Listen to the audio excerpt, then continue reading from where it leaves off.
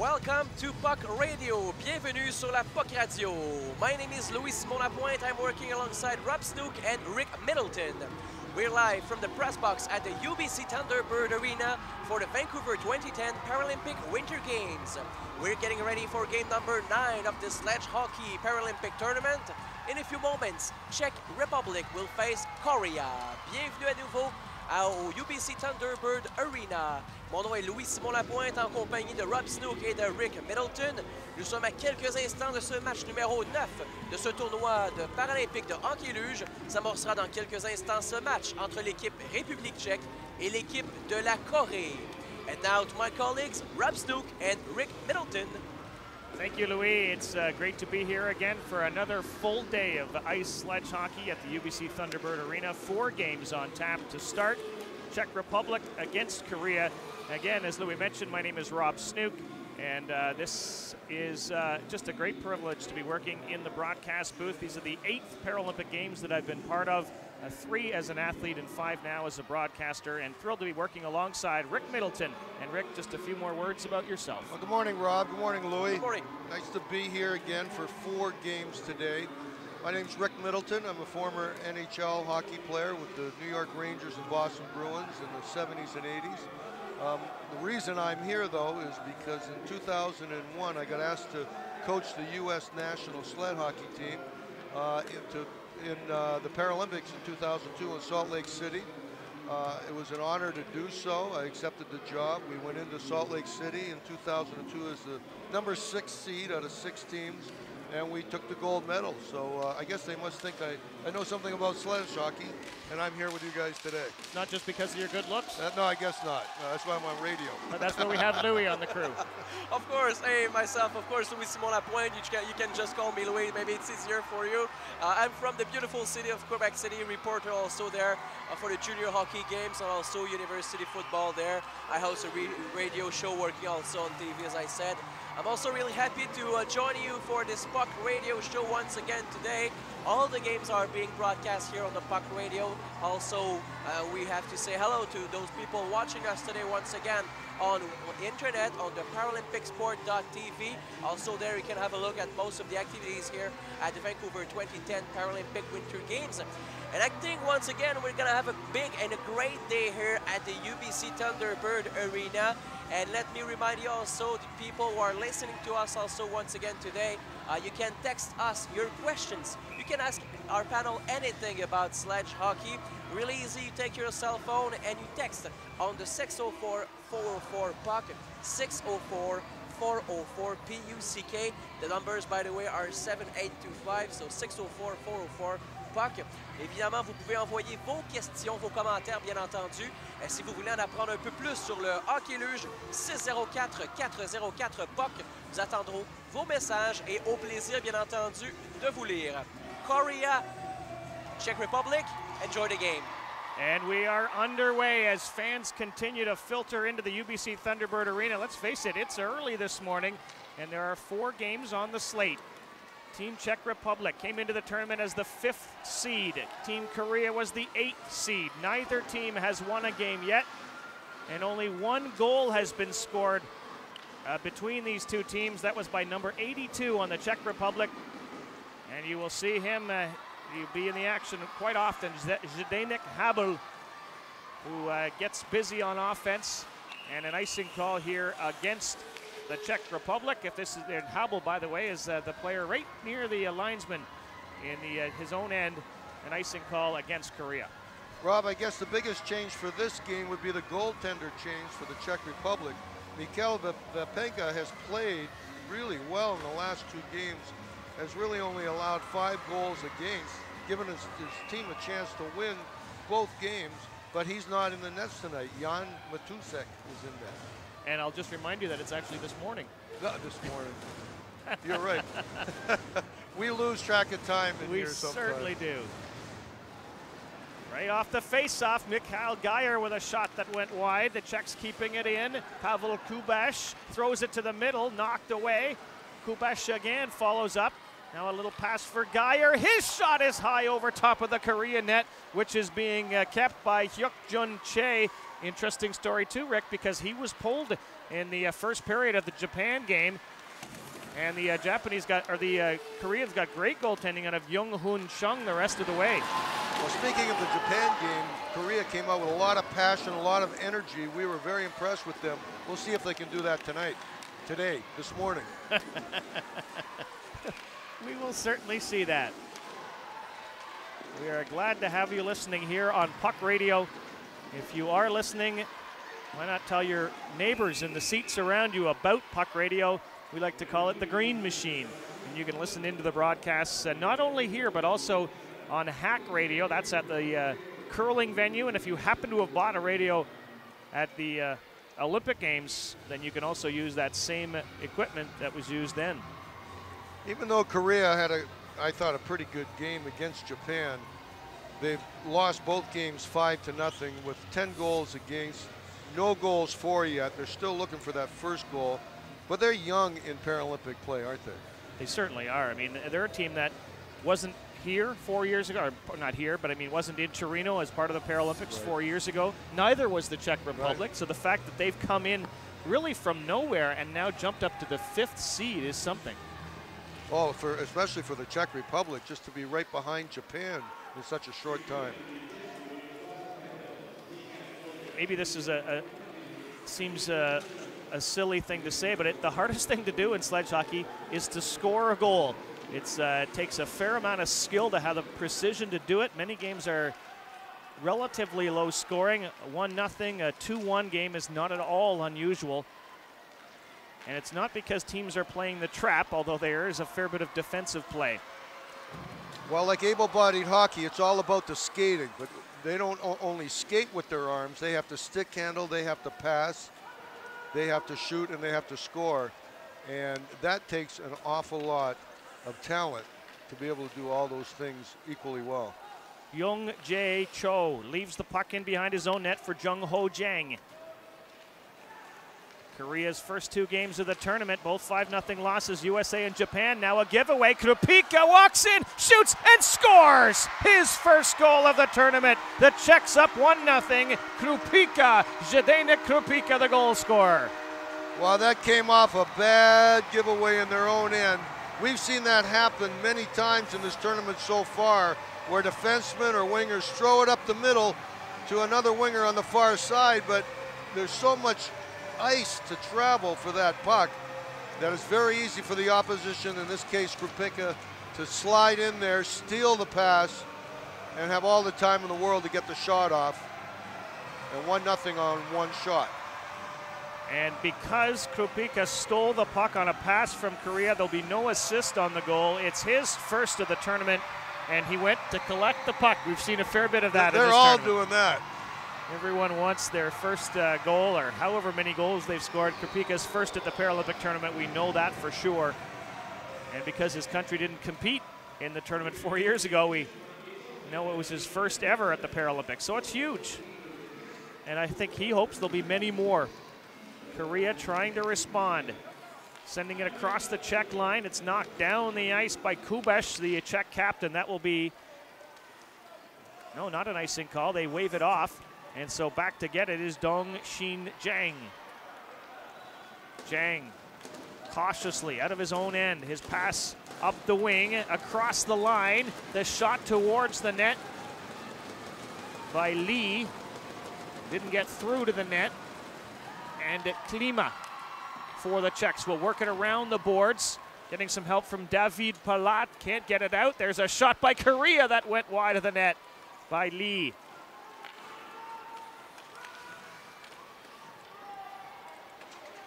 There's a young player on the Czech team. His name's Zdeněk Klima. I wonder if he's related to the Edmonton Oilers star Peter Klima. Well, I don't know. I wonder how common of a name that is in the Czech Republic. It'd be interesting. Yeah. Peter Klima actually has twin sons, Rick. I think they're around 12 years old because they played against my son in a tournament last year. Oh, and they're dynamite hockey players. Their father was pretty good, too. Yeah, they just seem to know exactly where each other is on the ice. There is Klima right now. Where's number 26 for Team Czech Republic in white? Couldn't keep the puck in. It comes out to center, and Kubesh had a little trouble handling it. Now he'll send it ahead for David Palat right in front of his bench. Trying to make something happen for the Czech Republic. Although they're already in the lead, they've made something happen here as we near the 5-minute mark of the first period. If you've noticed, the clock started at 15 minutes. That's the regular in sledge hockey. They are planning in the future, in the near future, to add it to a 20-minute period like we're used to in men's and women's Olympic hockey. They're also allowed to play 3 lines, but most teams don't. They play 2 lines right now. But once they are able to go to those 3 lines, 20 minutes would make sense. The one team that does that is the U.S. And we've got a whistle here. We may have an injury as 2 players are down. Mikhail Geyer, the one seems to be the most hurt on the Czech side. But Rick, I was speaking with the USA coach Ray Maluda the other day, and I said, well, do you think one of the strengths is that your team plays 3 lines? And he said, yes, but he says, we paid the price for that early on. Because when we started to do that, we would have players on the ice at key moments, and we were getting key goals scored on us at crucial moments. But because we've trusted them and we've built and developed them, now they can throw out almost any of their 3 lines at almost any moment. And that's very smart. Maybe not in games where you're playing a 7th seed or an 8th seed team, but you get into a tournament where you're playing 4 or 5 games in 7 days, and you're playing some top talented teams. I know Norway will go down to 6-7 players in tight games and big games and play the whole game. But if they had to do that game in, game out, they would wear down and probably not win. We just got another shot here on our monitor of Zdeněk Kropika's goal. And boy, he did a lot of work inside the Korean zone, dodging left, dodging right before his shot finally went off the shoulder of the goaltender and in, and he's got the puck again. Kropika tried to pass to the middle. It was taken away by Korea, and Han-Min Lee has a chance to clear it. And he'll work it ahead. Slightly different pace than we've seen in some of the other games, but here comes Korea. Taken away, though, by Jiri Berger. His pass for Kropika not handled very well and sent down the ice. And back to get it will be Dae Jong Kim. We saw a very physical game between Japan and Korea. It really hasn't played out that way so far, but that game was at 8:30 at night, and this is at 10 in the morning. Then it might have something to do with it. Something to do with the way I feel, I think, as well, Rick. Well, they'll warm up, trust me. By the way, we had a wonderful day off yesterday and kind of recharged our batteries after 8 games in 2 days. I'm sure the players, although they didn't play 8, but probably feel the same way. And everybody's ready for a new day of action. Tomorrow there will be 2 more games. They'll involve the bottom 4 teams. And then the day after that, we will get our semifinals and an icing call here against Korea. Louis, are you ready with anything? We haven't mentioned our texting yet. Yeah, of course, 604-404-PUCK, 604-404-PUCK. Of course, we are waiting for your questions, anything about sledge hockey, so you can ask Rob, Rick, or myself, Louis Simon, about this sledge hockey game. Once again, today, I guess people are really wondering about the rules. What rules are different if you compare to stand-up hockey? This NHL hockey maybe also, which people know pretty much. So I give you the questions, and I'll be waiting for the answers. The one big rule that's different, you'll see referees calling a teeing penalty. And so when you basically slam your sled into another player's sled on purpose, and that will be called as a penalty. We've seen that several times already in this tournament. The most common penalty we've seen, Rick, is interference. Yeah. On purpose or by accident. Sometimes it's hard for these players to get their sleds out of the way. Or accidentally on purpose. Or accidentally on purpose. They're very good at it. Sometimes it's hard to tell. Hobble now with a shot. That bounced in front, and they chip it over top of the net. Geyer was right there, but the save made by Che. And another penalty, or there will be our first penalty coming. It'll be against the Czechs in the offensive zone as soon as they touch it. And they touch it. And so the face-off should be way back in the Korean end. And a roughing call as the Czech penalty box door opens. I'm not sure. They're going to have the Czech defenseman missed the puck at the Korean blue line, which would have made the face-off in there. Since he missed the puck and didn't touch it until it got to his own end, now the face-off is in their end. It's a terrible call, Rick. It's a terrible call. We've seen a couple different calls than what we usually see in the NHL. Maybe because the Czech player tried to play it and couldn't, but you'd think that the face-off would have to be somewhere between the blue lines. Anyway, it gives Korea, which is on the power play, an advantage. And this is what we would see in National Hockey League games, where if you get a power play, you automatically start in the offensive zone. And it seems to me like that's a good rule. I think they just did that because of where the player touched it, though. Right. Jung now carries the puck in for Korea. Seung Hwan Jung in behind the net. Korea setting up, and there's a shot. The save made. They jam away in front. They can't knock it through. Jan Matusek. A nice passing play by Korea. That's what they want to do more of. You set up the triangle here. The player comes in, picks it up, picks up the loose puck into the corner, back out in front with a shot on net. That's how you score goals in sledge hockey. You usually don't score them from a big slap shot from the point like able-bodied hockey. You score them from around 10 feet out or jamming the goalie. We've seen a lot of that. That one was Jung Ho Jang trying to jam the goalie and couldn't get it in. Berger now for the Czechs. Will zing it around the boards. Will it get out? Yes, it will, to center. Krupika chasing it. Lee chasing him, or at least Krupika chasing Lee. And Lee now gets a hold of it. He'll go cross ice with the pass, but Berger read it well, and he'll shoot it right back into the Korean zone. Just like that Japan game, the biggest problem Korea had was that first pass out of their zone. It's already cost them a goal, and now they can't get possession on the power play because of it. And Korea still deep in its own zone. Good penalty killing by the Czech Republic. They lead in the game 1-0, and they have the puck. Here's a chance for Krupika again. That time taken away by Youngmin Lee. And now Jung trying to get something established for Korea. They're spending a lot of time on the power play in their own zone. I'm sure the coach is not happy about that. Half a minute remaining for Korea to get something established. They haven't scored a goal yet in the tournament. When they do, this place may explode. Certainly lots of Korean fans in the building. The shot went wide as it was dumped in, but maybe that was the plan by Cho to try to get something going. But Berger steals, and he's going to flip it right back down the ice with just a dozen seconds left in the penalty against Mikhail Geyer.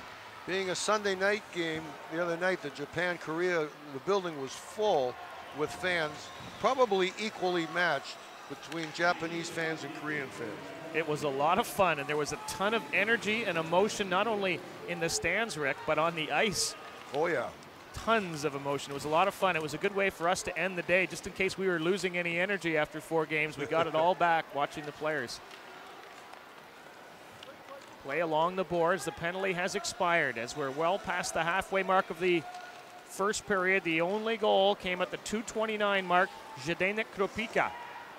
Korea now into the corner. Now finally getting established, but their power play has ended. Cho had it taken away from him. Sent around the boards by the Czechs. Will it get out? Not yet. Lee for Korea. Just trying to keep it going. Forward progress for Korea. Lee again chases it, but he's beaten to the puck by Habel. Habel can't clear it. He'll get another chance, and he'll just knock it off to the corner. Seung Hwan Jung after it. Korea really needs to get 2 men on the puck. What's happening is they're getting outnumbered along the boards for battles for the puck, and they're not coming up with it. And they forced Czechs into a situation where they had to shoot it down. That will be an icing call and bring the face-off back in the Czech zone. That's one rule that's different from NHL. If you purposely ice the puck, you're not allowed to make a line change. Whereas sledge hockey right here, the Czech Republic was a little tired, just shot it down the ice, and now they can get new players out there.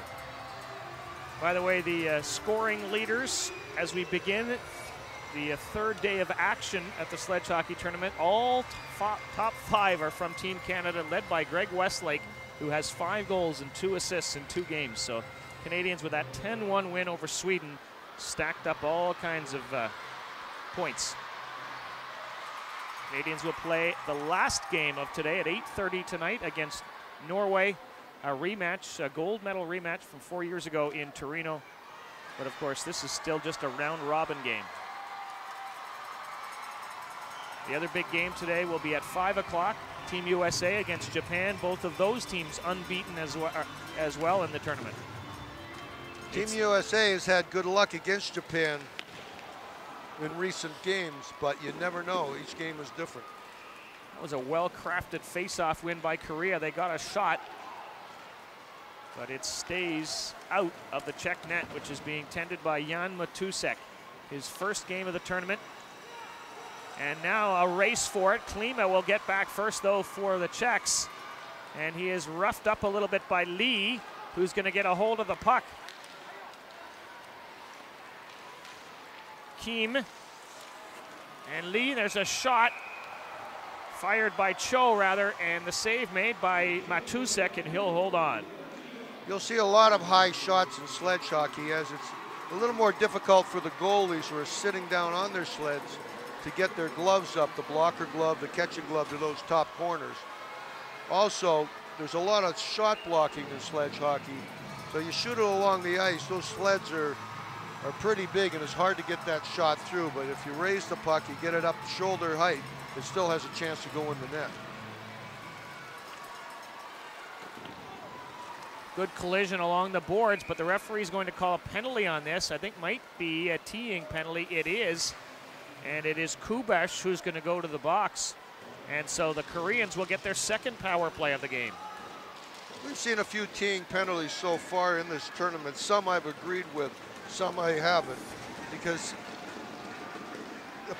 on a broadside, there's really no question when a player runs broadside into another player, it's pretty much cut and dried. But when players run straight on, it's very hard to know where that player is going to go. So you have to go straight on him until he makes a move. And if he doesn't move, I think it's just a collision. In that case, it looked like had the player on the Czech team, Kubesh, used the left shoulder, he would have been okay, but he spun himself around, and so in the process, there's a shot by the Koreans, the save made by the Czech goaltender Matusek, who then backed up. I thought he was going to back into his net, Rick.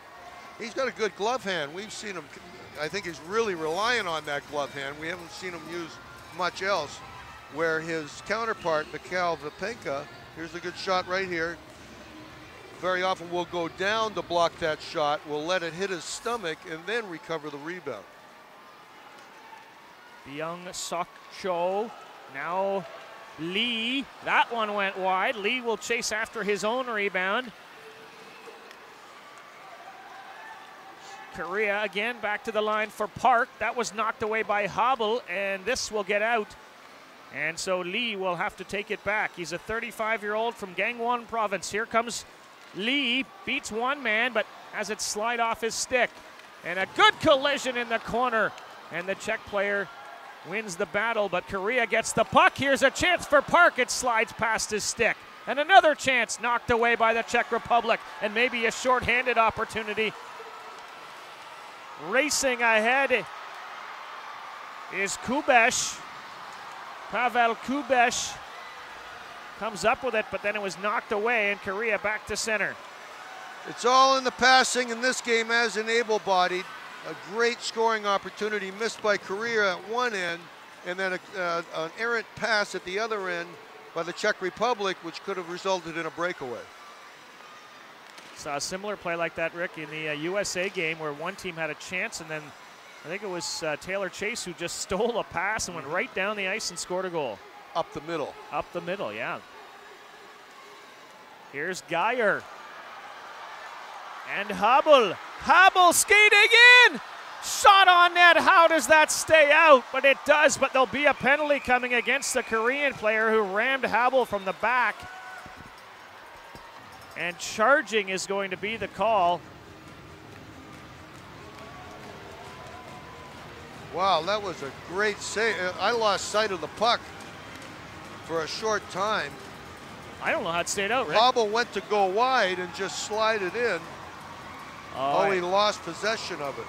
Hit his own sled. Yeah, he had the whole net. That is often very hard thing to do in sledge hockey when you're cutting across and you're right-handed or left-handed, depending, and which way you're shooting. You really have to raise the end of your sledge up to get that shot off. He wasn't able to do it there and interfered with himself. Kind of mistimed it a little bit too, didn't he? If he slid it right underneath, it would have been okay, or if he'd lifted the sled up at the right moment, he'd been okay. But it's 4-on-4 for a couple of seconds. Now the penalty has ended, and Klima's back on the ice. He jumps right in on the power play. Foytik has it slide past his stick, kept in by Berger. Throws it in behind the net. Krupika in no hurry to get it at this point. He gets some help from one of his teammates. Now back to the blue line for Kvok. His attempt is blocked. We've got a whistle and another penalty. This is going to be a 5-on-3 Czech power play. This is a huge point in the game. One of those interference calls you were talking about in the corner, and really a little bit away from the play. A bad penalty, especially when you're already down one man. You'll see in the corner here, he's blocking the Czech player, Krupika, out and knocks him just off his sledge, just slightly, and it's good enough for a penalty and a 5-on-3. Krupika going off the ice. Seems like an odd decision by the Czech Republic, but they didn't ask for our opinion. We haven't seen too many 5-on-3s, but the last time we did it was against Canada, and Canada scored on the 5-on-3. That's a good point. Geyer for the Czechs, back to the blue line for Kvok. He'll bank it off the boards. It'll go in behind the net. Lee's going to get to it. He'll have a chance to try to clear it, but he gets roughed up a little bit, bumped, and nicely manages to get it down the ice. A huge play by Korea. Could the Czech defenseman have read that better, Rick, and stopped that? Well, you do have to anticipate in any game of hockey. That's a big part of the game. But where they got in trouble, Hobble went in front of the net, and the Czech defenseman threw it in the corner, and there was nobody there to pick it up. Czech team still has a lengthy 5-on-3 power play. Here they come. Geyer picks up the pass, drops it back for Hobble into the corner. His team getting set up now to the blue line for Kvok. Doesn't shoot. Now he might. He doesn't. Scores! Kvok, the goal scorer. 2-0 for the Czech Republic. Zdeněk Kvok, the goal scorer. Sorry, Tomas Kvok. There was 2 or 3 times there that I thought he should have shot, and he didn't shoot. But he kept going. He got the angle in front of the net, gave him a better angle to shoot it, and just picked the top corner. Tomáš Kvok, the 43-year-old whose club team is the Sharks back in the Czech Republic. And that was a huge goal for the Czech team, which now leads 2-0, scoring its second and third goals of the tournament. But they have really got it established here early on. But when you get a 5-on-3 power play, I suppose you're almost expected to score. Well, that was a good shot, but it wasn't a shot that Hook Jun Che shouldn't have had. He let in a couple of soft ones against Japan. It kind of demoralizes your team when that happens. He's got to make some of those big saves to keep his team in the game. Safranek shoots it in for the Czech Republic. His team is still on the power play in the final half minute or so of the first period. To the blue line it comes for Jiří Berger, makes a nice cut, gets a left-handed shot, and he just missed. Nice idea, fooled the goaltender, but couldn't hit the net. Berger again, swings it into the middle for Foytik with a shot. Rebound, Krupika, another chance in front. Kvok from the blue line, stick handling in, still has it, cross ice pass, loose in front, they poke away at it. And it stays out, and Korea will get it down the ice, and that will do it for the first period. A mad scramble to end the period. The Czech Republic scores 2 and lead 2-0 after 1. Well, just as I mentioned, they have to have some good goaltending from Shea. He just stood on his head and made 3 stellar saves to keep it a 2-0 game.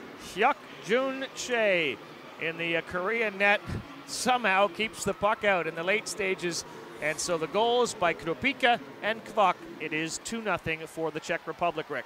It's showing on the clock 4 shots to 3 for Korea. I'm not. We'll double check that. Oh, now it's 4-4. They're updating it as we speak. Well, a second ago it was 4-2, so you're right. They are updating it as we speak. The Olympia ice machines are getting set to clean the ice. And Louis, you are ready with our first intermission. Thank you, thank you, thank you. Once again, we invite everyone to text your questions on the 604-404-PUCK, 604-404-PUCK, so you can ask anything about sledge hockey to our panel. Bien entendu, nous invitons encore une fois à syntoniser Puck Radio ici au centre, au UBC Thunderbird Arena.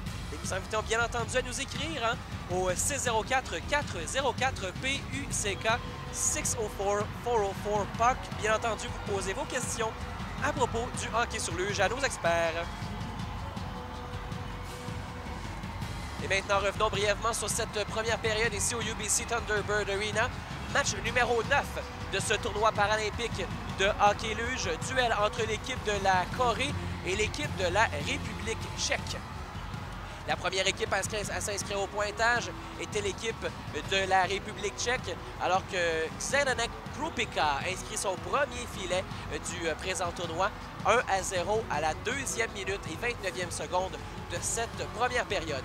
Quelques instants plus tard, voire même 12 minutes plus tard, à 14-11, le numéro 21, Tomáš Kvok, inscrit son premier filet du tournoi, 2-0 République tchèque, Zdeněk Habel et Michael Greer, les 82 et les 77, qui obtiennent une passe sur la séquence. Du fait qu'après la première période ici au UBC Thunderbird Arena, l'équipe de la République tchèque domine 2-0 sur la Corée. Après une première période également, les 15 premières minutes, c'est 4-4 au chapitre des tirs au but.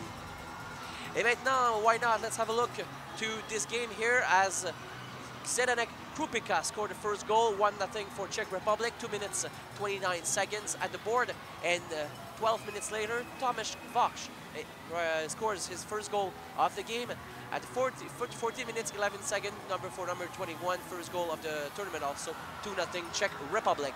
Zdeněk Habel and Michael Greer, numbers 82 and 71, got the assist for this goal after the first 15 minutes. Shots are 4-4 for both teams. Now let's have a look to what's happening here at the Paralympic Winter Games in Vancouver.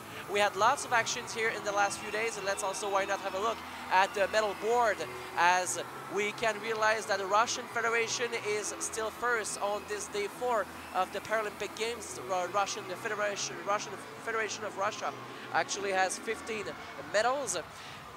It means 6 golds, 6 silvers, and 3 bronze. On the second place, Ukraine is second with 7 medals, 2 golds, 2 silvers, and 3 bronze. And for Team Canada comes third with 6 medals, 2 golds, 3 silvers, and 1 bronze. Et pourquoi pas, regardons ces médaillés pour l'équipe du Canada. Les 3 médaillés d'argent sont survenus il y a 2 jours, alors qu'en ski alpin version slalom pour les personnes aveugles, Viviane Forêt a remporté la médaille d'argent. Quelques instants plus tard, Josh Duke a remporté une autre médaille d'argent pour le ski alpin, le slalom chez les hommes, position assise. Et également une autre médaille d'argent au chapitre du Canada, toujours il y a 2 jours. La première médaille d'ailleurs qui a été remportée par l'équipe canadienne dans ces Jeux paralympiques. Colette Bourgogne en ski alpin. En ski de fond, pardon, les femmes de 10 km, position assise. So the silver medalists here for Canada at those Paralympic Winter Games in Vancouver, Viviane Forêt, alpine skiing, women's slalom, visually impaired. Josh Duke, alpine skiing, men's slalom, sitting. And the first medal that was won by Canada in those Paralympic Games, Colette Bourgogne, cross-country skiing, women's 10 kilometers, sitting. We also had 1 bronze medal earlier. I'll come later to the gold medals. But I want to say congratulations to Karolina Wisniewska in alpine skiing, women's slalom standing. Carolina took the 3rd place in this competition. She's 33 years old. She was born in Poland, but she's since moved to Canada, and she's been actually the first Paralympian to be inducted into the Canadian Ski Hall of Fame. Congratulations to Canada, to Carolina Wisniewska, first bronze medal for Canada in those games. Également, nous avons remporté des médailles d'or au Canada au cours des dernières heures. Il s'agissait de la journée d'hier. En ski alpin, le slalom chez les dames, position debout, Lauren Wollstonecraft. Lauren a donc remporté cette médaille d'or. Elle est donc la médaillée d'or pour cette compétition. Également quelques mots concernant Brian McKeever en ski de fond, le 20 km style libre pour les personnes aveugles. So Brian McKeever received Canada's first gold medal of those Vancouver 2010 Paralympic Winter Games, as I said, in the men's kilometers free.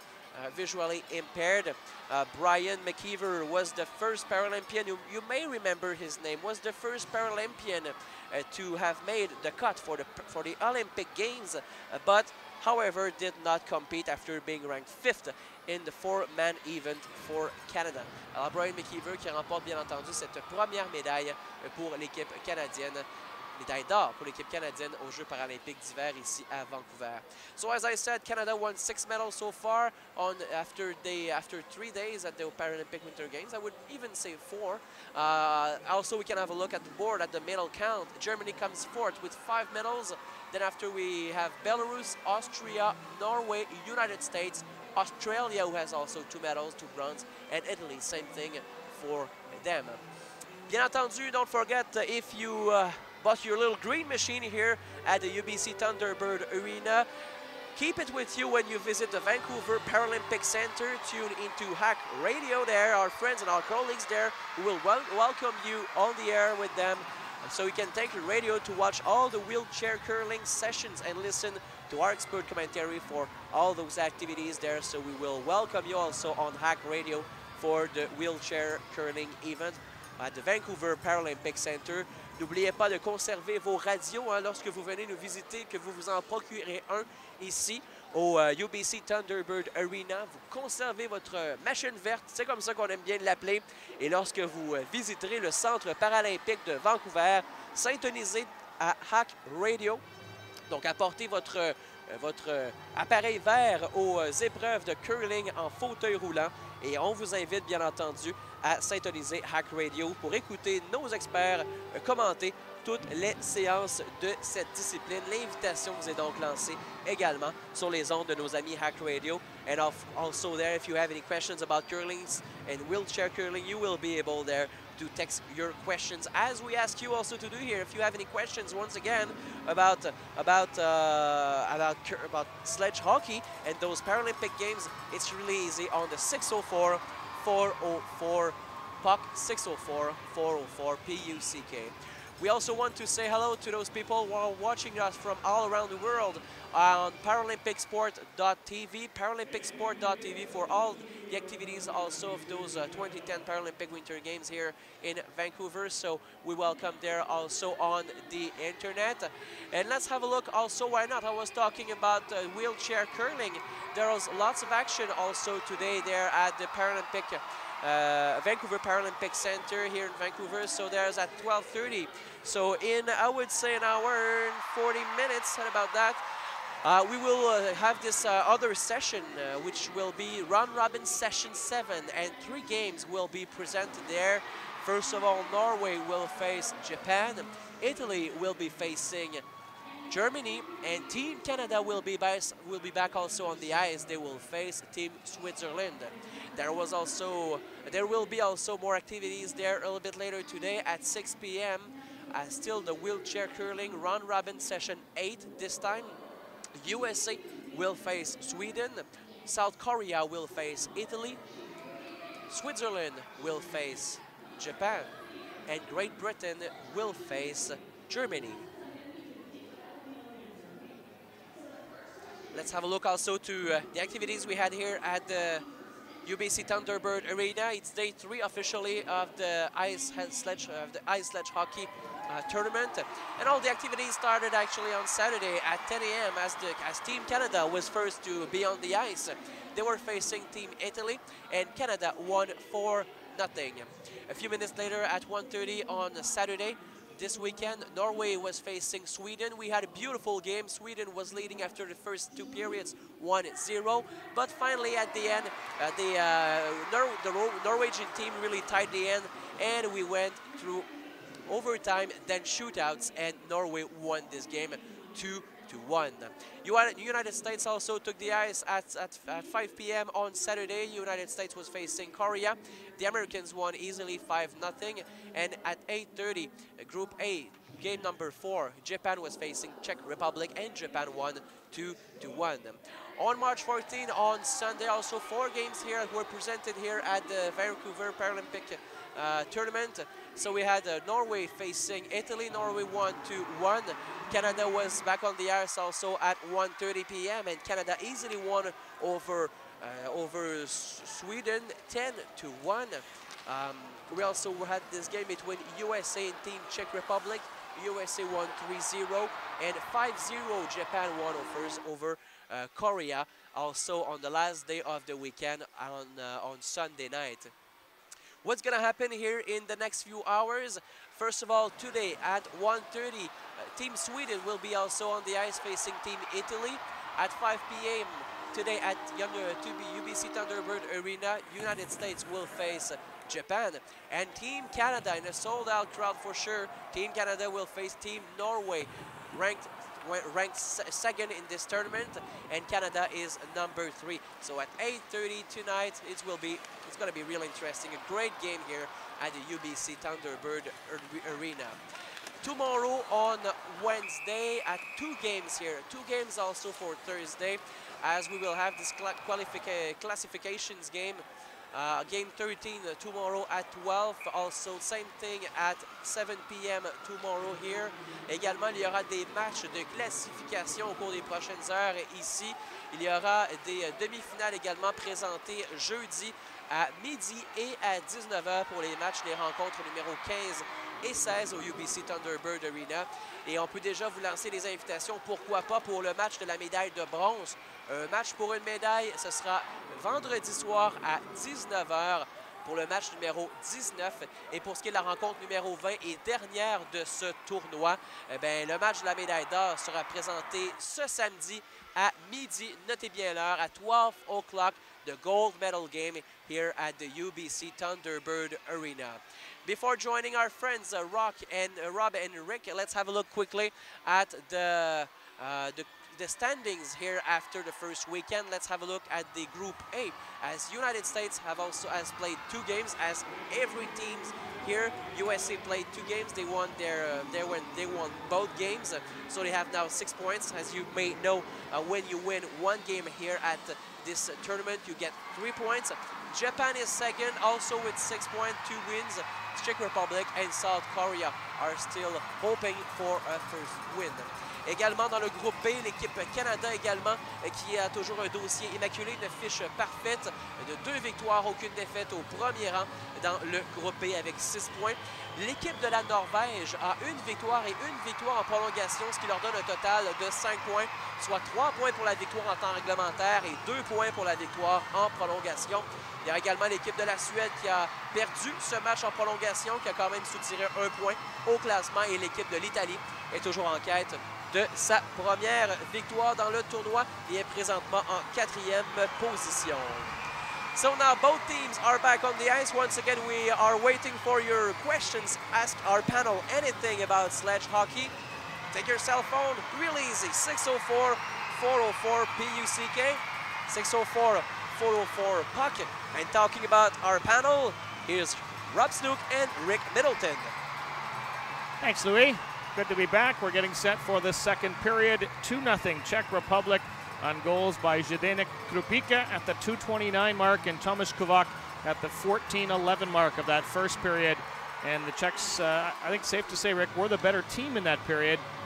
Outshot Korea 5-4, but it wasn't a clear edge, I don't think, by one team over the other, or do you think it was? Well, towards the end, the Czech Republic really had some good scoring chances, and that's where they got a couple of their shots. One of them ringing off a post, which wouldn't count as a shot. But I do think that the Czech Republic really handled the puck better, better passing. Krupíka really impressed me with his skating and stick handling abilities. As I said, Korea just needs to work on some of their passing, and they will become a better team. And we're underway, second period action. Team Korea in blue. Team Czech Republic with a 2-0 lead. And they're to the left of our broadcast location. And here comes Jung across the Czech line. Knocked away from him by Kvok, one of the goal scorers for the Czechs. And another penalty coming. And it's a hooking call. I think it's our first hooking penalty in the tournament. It's just funny because of the way the referee shows hooking. It really requires a long stick to be able to pull somebody back. But and they don't have it doesn't have the same angle of a standing player's hockey stick. It's a little more difficult to do hooking. Yeah. But I suppose he found a way to do it. And so Korea's number 14, Seung-hwan Jung, is in the penalty box, and the Czech Republic gets to go to work on the power play. They scored a power play goal on a 2-man advantage in the late stages of the first period. And then we're all around the Korean net as well. Well, again, Korea is sending one penalty killer in and one penalty killer back. Jafrenik chasing after it. Jung gets back for Korea. He'll slam it around the boards. Kropika tries to keep it in, does with some help from Kvok. He identifies a person to pass it to. That was Berger, who takes the left-handed shot, and he just missed. We don't see too many players who can shoot with their left hand in this tournament. Berger, one of them. And there's another excellent shot by bullet. Berger with his left hand. Boy, oh boy. And that was caught by Che, and he'll hold on. Yuri Berger, I've seen just in the last few years better shots from defense, almost like able-bodied now. Before, you really had to be down around the net to get good scoring chances. A lot of these defensemen work on that. Call it a slap shot or a snap shot where they bring their arm back and just fire that puck. And it's so important to do that because then the players can get in front of the screen. That shot didn't get through, not to the net anyway. Knocked away by Cho, and Korea trying to clear it, but Kubesh, the Czech captain, keeping it in momentarily. Now it's shot down the ice by Lee, Hai-Min Lee. They have Berger listed as a forward, a left-handed forward, nicknamed Bergie. I guess that makes sense. There you go. Czech Republic getting out towards center. David Palat. Not a great pass for Kubesh. Taken away by Korea momentarily. Herbeck, though, will follow up for the Czech Republic. They're still on the power play for just under 30 seconds. And Lee steals for Cho. Will he get it out? Yes, he will. Banks it off the boards and back to the Czech blue line. Kubesh, the captain for the Czech team, the 26-year-old for the Dragons. That's his club squad. And his team barely managed to stay onside. Geyer had to jam on the brakes at the blue line to do so. Habel keeping it in, and a Korean player rather was able to knock it down the ice as the man Jung comes out of the penalty box. And not sure what the call is here, Rick, but we're going to have a face-off just outside the Czech blue line. I'm not sure what the call is, but the player, Jung, came out of the penalty box. I think the puck hit his sledge and broke up a possible 2-on-1 for Korea. Yeah, not sure that was what he was intending to do. No. But and so the team Korea in blue managed to kill off the penalty. So still just trailing by 2 goals. Still, Korea looking for its first goal of the tournament. Our first of 4 games on today's schedule. The next one up will be at 1:30. And then we've got a 5 o'clock game tonight and an 8:30 game tonight. The 8:30 game involves Team Canada. After a 10-1 win over Sweden, Canada will face Norway. A Norwegian team that really hasn't looked that sharp so far in this tournament, but does have 2 wins, one of them coming in a shootout. Against the Swedish team that was clobbered by Canada. Kropika chasing after it. Jung beats him to the puck. Kropika gets it back again. Nice pass for Berger. Berger, left-handed shot, and that hit the face mask of the goaltender, and that's why the whistle went. And of course, it is blown off. The puck did end up in the net, but referee Scott Bocall had long since blown his whistle. And that's the rule in international hockey. If the goalie's hit in the mask, for protection purposes, the whistle immediately goes.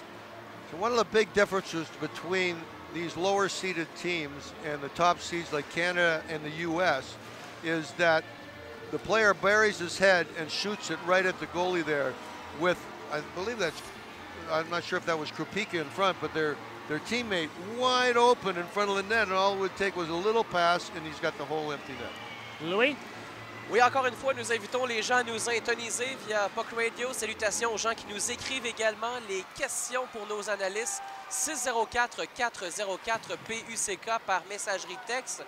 Once again, 604-404-PUCK for your text messages about sledge hockey. Any questions to our panel? And here's one pretty easy, really short, really interesting also. How old are those players? All right, well, we'll get to that in just a moment. Teams are at even strength right now. Kvok, who scored a goal earlier, gets a pass for Berger with a shot, and what a glove save by Hyuk-Jun Che. Well, we've got different ages of everyone. It probably, Louis, in general, yes, you would say a little bit older than you would see in standing hockey. But maybe, you know, not necessarily. The U.S. team is younger, but you've got some numbers, I think, don't you, Rick? Well, the oldest is Shinobu Fukushima from Japan, I believe, at 53. Yeah, I'll that's right. check that. Yeah, you're right about that. I remember that note. Stands out. He's a goalie, the backup goalie. And the youngest player in the tournament is on Sweden. He's 16 years old, and his name escapes me at the moment, but we'll get that for you. We'll get that. Pretty good player also, I think. Certainly, yeah, he's scored in the shootout, actually, against Norway. Against Norway. Korea sends the puck down the ice. We're past the 4-minute mark of the second period. This will be an icing call against Korea. They're trailing 2-0, early stages of the second period. Youngest player, by the way, Per Kasperi from Team Sweden. As we mentioned, the 16-year-old, he'll have his 17th birthday in May. In this game, though, you've got, let's just talk about a couple of players. The players who've scored the goals in this game, for instance. Krupika, who scored the first goal for the Czech Republic, who wears number 96. He's a 30-year-old. And then the second goal scorer for the Czech team, Tomas Kvok, who wears number 21, is a 43-year-old. So you've got quite a range in the two goal scorers. The goaltenders in the game today, Jan Matusek for the Czech team, and wearing white. He's a 24-year-old, and on the other end of the ice is Hyuk-Jun Che, and he's a 37-year-old. So you really do have a broad range. You really do. But both teams' average age is very close. Korea is 34 years old, and the Czech Republic 32. And Korea sends the puck down the ice again. Rick, I had a chance yesterday, along with my wife and some family, to go visit Whistler and watch the Whistler's Medals Plaza last night. And boy, we had a great day and a great evening. And my wife Pam pointed out that it seems like Paralympic athletes can stay in the sport longer, and I think that's a true statement. If you're really good at what you do, it seems like there's a little longevity is there. But we do see that in the Olympics as well, where athletes will stay around for 3 and 4 Olympics, and certainly that's the case with very talented Paralympic athletes. Well, training is so much better today. A lot of these athletes, able-bodied or disabled, have personal trainers today. So it gives them a long longevity in their sport. Here comes Lee, and maybe a chance. He overskates the puck, but manages to get it back, and then slides it in for Hyman Lee, and he couldn't get a stick on it. Boy, that was a dangerous-looking rush by Korea, but just not able to make anything happen to finish. Back comes Kubash in front, and they fire it wide as Geyer just got a stick on it and could not knock it on net. It went wide. And again a chance as Korea fails to get it out. Mikhail Geyer walks in, shoots it, and a spectacular save by Che. Boy, he's responded well, Rick, from that poor effort against Japan. Do you think he heard me? Well, I think he heard somebody. Whether since you're a coach, his probably said the same. There's a goal. Mikhail Geyer. Kubash finishes it off, and Pavel Kubash gives his team a 3-0 lead. Those two, that shift, look like Bridges and Westlake out there, just throwing the puck around at will. The Korea team not being able to stop them. I like that, 2 men on the puck in the zone behind the net. A little hand pass there, wasn't picked up by the ref. But Kubash all alone again in that slot area. You got to cover the slot. The goalie really has no chance. He just dives and hopes that the puck is going to be shot along the ice. But in this case, it wasn't.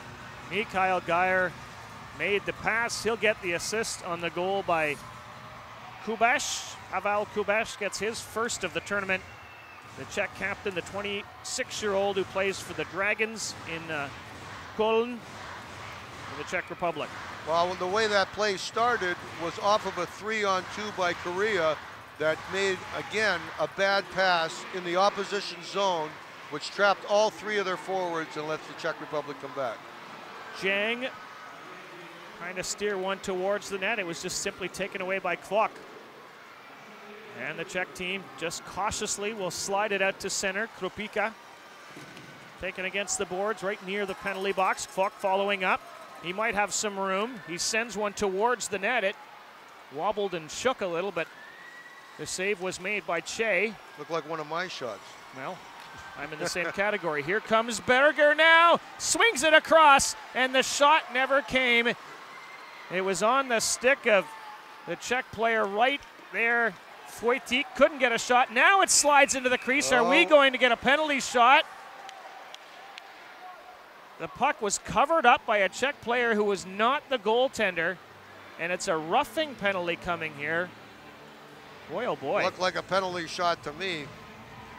The referee didn't see the player gather it into his body. I don't know if he didn't see it. He didn't call it. He decided not to call it, but he did give the Czech Republic a power play, I believe. I think Ricky may have had another penalty coming before that. A little T there, maybe. Trying to see Bramble in front. Jung was the player who had corrals the puck in. Yeah, the referee's view was from behind the net. He could not see it as we could see it right here. But he did give Sang Hoon Park, I believe, a penalty. Number 88? Yeah. For teeing. No, 88's out there. That wasn't the call. Oh, it was actually the goaltender, I think, who's getting the penalty here, Rick. For roughing. Yes, Hyuk-jun Che, the Korean goaltender, must have used his blocker, I'm guessing. I'm guessing he used his blocker as a bit of an offensive weapon. Well, that is a weapon because it has those sharp picks on the back of the block, or on the back of the catching glove, actually, to move them along the ice. Shot goes wide of the Korean net. Remember, the Czech Republic on the power play. Good hit, though, by Korea to separate the man from the puck, and that's what they say hitting is all about. Korea getting the puck to the, well, they had a chance to get it to the line, couldn't clear it. Now Cho throws it in behind the net. And Lee will bank it off the boards, kept in smartly by Berger. He'll throw it cross ice for Kropika. He fires, what a save by Che on a nice setup again by the Czech Republic. Kropika's really impressing me in this game. And a collision at center. Cho was on the wrong end. That allows the Czechs to reclaim the puck. Kropika leaves it there for Kvok. Back to Kropika. Nobody wants it. Now Shafrenik for Kropika. He overskates it. And now sends it back into the Korean corner. We're nearing the halfway mark of the second period. It's a 3-0 game for the Czechs. Park is slammed into by his man. And now Kvok gets a hold of it. He flips it high, goes way over the net. Berger with a little flip shot, stopped by the Korean goaltender and then sent down the ice by the Korean penalty killers.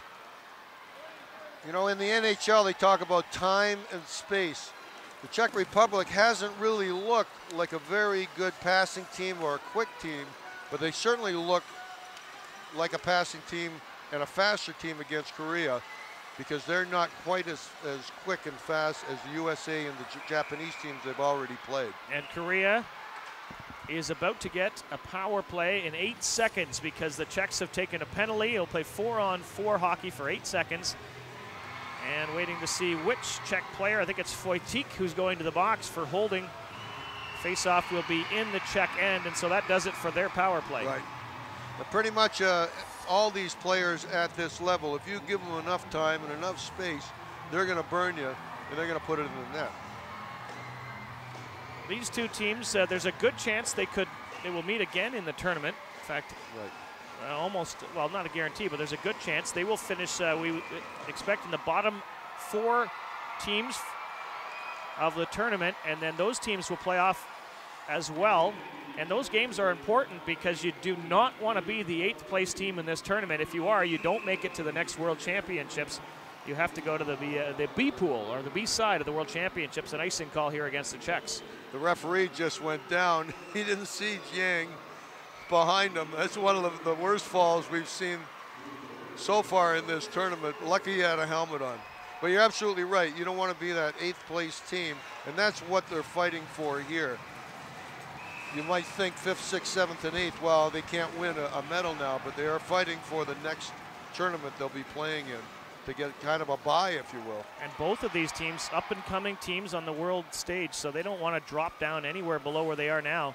Korea earned its spot by coming in 2nd to Sweden at the qualifying tournament, the last chance qualifier, if you will. Korea is on the power play, but taken away and sent down the ice by Habel. Right on net where it's stopped by Che. He will steer it ahead for Kim. Now Jung just out of the reach of Cho. And again, that allows the Czechs to grab it. Sent down the ice by Klima. It was a delayed offside. Okay. When the goalie plays the puck, the linesman blows the whistle. An intentional offside, I think, too, Rick. And that's why it comes all the way back into the Czech end. Well, the shots are 9-0 for the Czech Republic. If Korea has any hope of coming back in this game, they've got to get a few more shots on net. I think it was Walter Gretzky, Wayne's dad, who said that 100% of the shots that you don't take don't go in. Yeah. He might have, but Wayne uses that. Yeah. I've seen him quoted. Play is in the Czech zone. They're on the power play, looking for that elusive first shot of the period. We're we're well past 9 minutes into the period. Lee had it taken away, and maybe an offensive chance for the Czech Republic, even shorthanded, but Geyer had to go off the wrong end of his stick. And either one of these two teams, I see they do not use the boards for passing very often. You'll see Norway, you'll see Sweden, you'll see Canada. Some of the top top teams in the tournament use these boards very effectively for using breakaway passes. Because very often it's hard to get that pass directly on the stick. Louis, do you have any word for us at this point? Oh, Louis doesn't have his headset on, so I threw him for a little bit of a knuckleball there. Can't read lips. Do you have any messages coming through right now on the texting? It's pretty calm actually this morning, but once again we want to invite everyone to text us on the 604-404-PUCK, 404-PUCK, 604 of course the area code. And I was working on the interview I'll be presenting actually on the next intermission. We will get ready for USA's game a little bit later today. We'll be talking with one of their team members. And it'll be a good game. USA plays Japan. Thanks, Louis, for the update. Appreciate that. Yes, US and Japan, the two undefeated teams in Pool A. Right. And then the late game today, the two undefeated teams in Pool B. That's Canada and Norway. Racing after it is Seung-Hwan Jung. Try to make a little behind the back pass to himself. It didn't work. And that allows the Czechs to send it down the ice. Nicely played by Vok, with a 3-on-1, was able to stay in the middle and intercept that pass. Czech team seems to have a pretty good sense, Rick, on how to defend.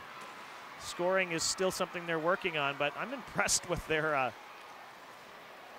game. They've only had 5 goals against in this tournament, due mainly to excellent goaltending by their other goalie, Mikhail Vapika. That looked like a dangerous chance by Kropika, but he couldn't get a shot through. And now Korea has the puck. We still have a stick. Now a chance here for Fortik, racing in all alone. Fortik shoots, scores!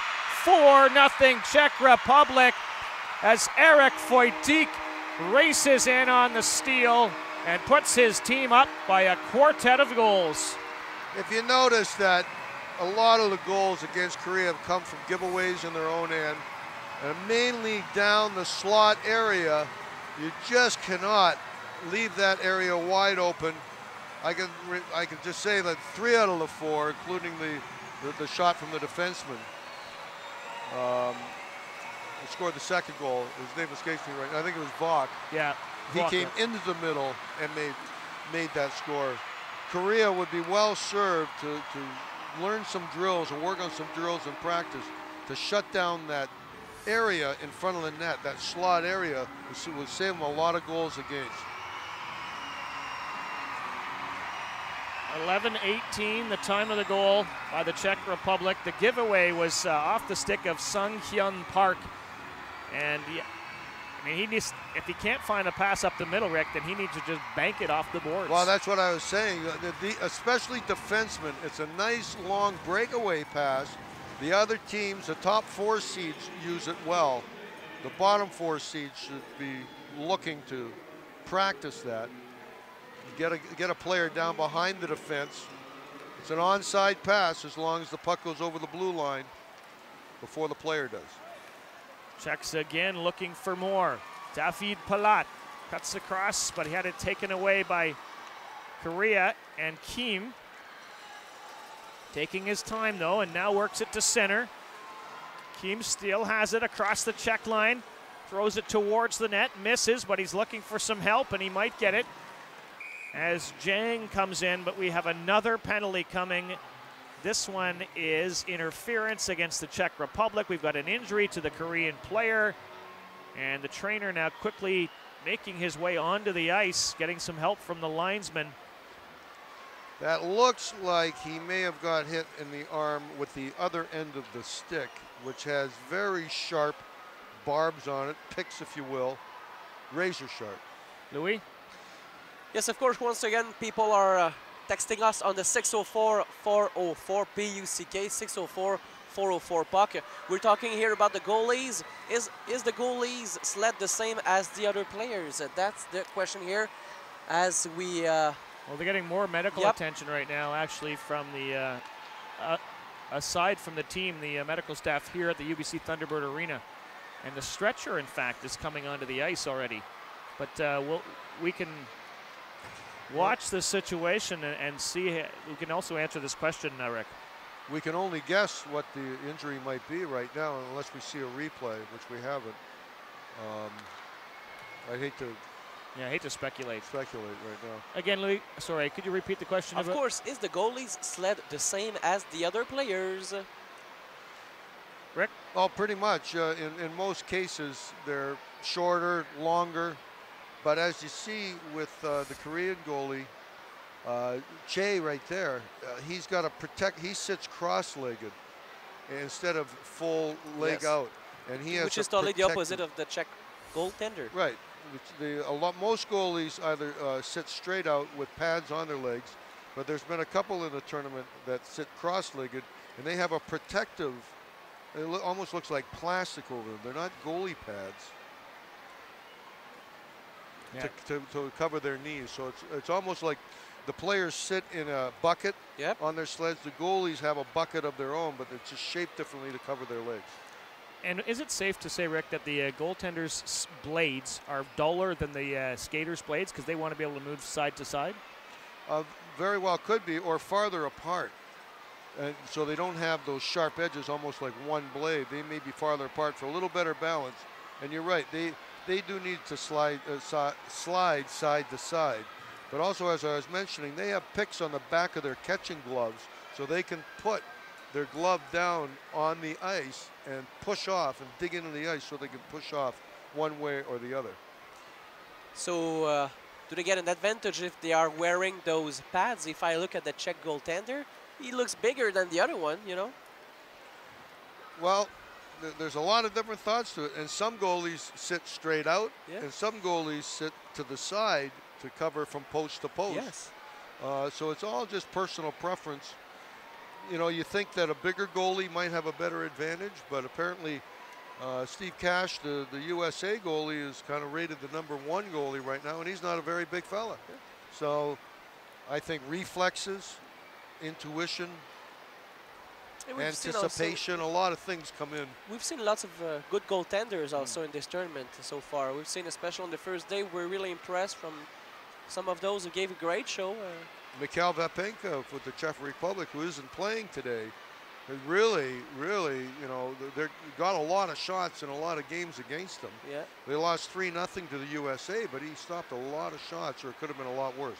The Italian goaltender in the first game against Canada, he gave a great show also. It was Canada was leading 1-0 going in the third period. Yeah. 4 minutes into the third. Yeah, Stilitano was just excellent in that game.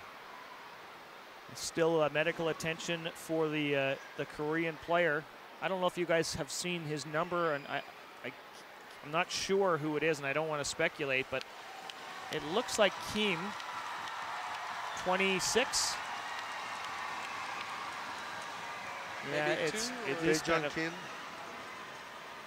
It's better for us, I suppose, not to guess. Well, he was pointing to his arm, and I'm not sure if it was. By the way, guys, grabbed. There's a penalty on this play. I don't know if it was called originally or if the linesman helped the referee out, but David Palat, number 77 for the Czech Republic, will be in the penalty box. I was watching. The penalty wasn't called immediately. After he went over on the side of his sled and he slid into the corner, the referee put his arm up. So it'd be interesting to see what the call was here. It's number 20, and that is Dong Xin Jiang, who is being taken off, definitely favoring his left arm. He wants some help now to remove his mask. I'm sure that's not particularly comfortable lying on the stretcher, but we will try, folks, if we can, to give you an update. I'm not sure how we'll go about that, but if there's any way, if we know anything, we'll definitely pass it on to you. He's waving his hand like he's all right, but he's certainly in pain, or they wouldn't be taking him off on a stretcher. It's not the first injury in the tournament, by the way. We had not that it involved a stretcher, but one of the best players on the Swedish team, arguably their best player, was injured earlier in the tournament, and that really hurt their chances in this tournament. We saw them play a very effective game against Norway and then just have no success in their game against Canada without that player whose name has somehow escaped me, fellas. I hate when that happens. The call is interference. So there is no apparent hit it from the stick or the pitch or anything. We're back underway again. This game between Jans Kask, by the way, was the name of the player from Sweden. Who, broke his finger. Yeah, broke his finger. We heard in 3 places too, yes. Rick. Pretty hard to handle yourself on a sledge with the sticks, which are so important for not just moving yourself, but controlling the puck when you have a finger that's broken in 3 places. Here it's a 4-0 lead for Team Czech Republic with 2.5 minutes to go in the second period.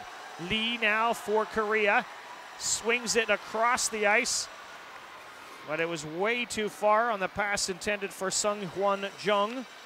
Again, Rick, you've talked about it throughout the tournament, passing. The best teams pass well, the weaker teams not as well, and so that'll be what these two teams need to work towards for the rest of this tournament and in their foreseeable future.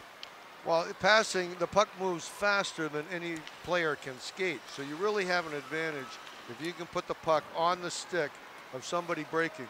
I watched so often in this game, both teams really, if you pass behind a player, the frustration You know, they're ready to go. They're ready to break in, and the pass is behind them. They got to turn and get it. It just slows you right down and slows the play down. Now, in standing hockey, when we teach young players to pass, we often talk about a sweeping motion where you then sort of follow through to where you want it to go. Similar rules? Pretty much. The secret also is to keep that puck flat. And we've seen so many times, like right there, the puck just flip over the blade because those blades aren't that thick. That was a decent chance developing. The Czechs were in their defensive zone and couldn't get it out as Cho had a chance trying to finish a play for Korea, but again, the pass wasn't exactly where it needed to be. And you know, the other thing is, Rick, too, I know that if I played hockey with you, you'd make me look good, even if I made a pass behind you. I mean, good players have an ability to do that, and those of us who are playmakers like to try to set up guys like that. So I think that's probably some of it. I mean, if some of these players were passing to Billy Bridges or to Taylor Chase, they would find a way to receive that pass anyway. My feeling is you got to put the best players you have on the line together, and because when you pass the puck and you don't get it back, there's no use in even passing it. So you see a lot of players just keep the puck and do it themselves. But the better teams, as you say, are better passers. What we've seen from Norway is they've been splitting their best players up on different lines, and I think it's cost them in the offensive department. Well, and we also did see that, though, with Team Canada. They don't have Bridges, Bowden, and Westlake playing together as often as we're used to because they're trying to, you know, divide the wealth a little bit. Sometimes it works, sometimes it doesn't. Kubesh for the Czechs will send it around the boards. Geyer was there but couldn't do much with it. The Koreans keeping it in. Now Kvok will bang it ahead. Still kept in by Korea.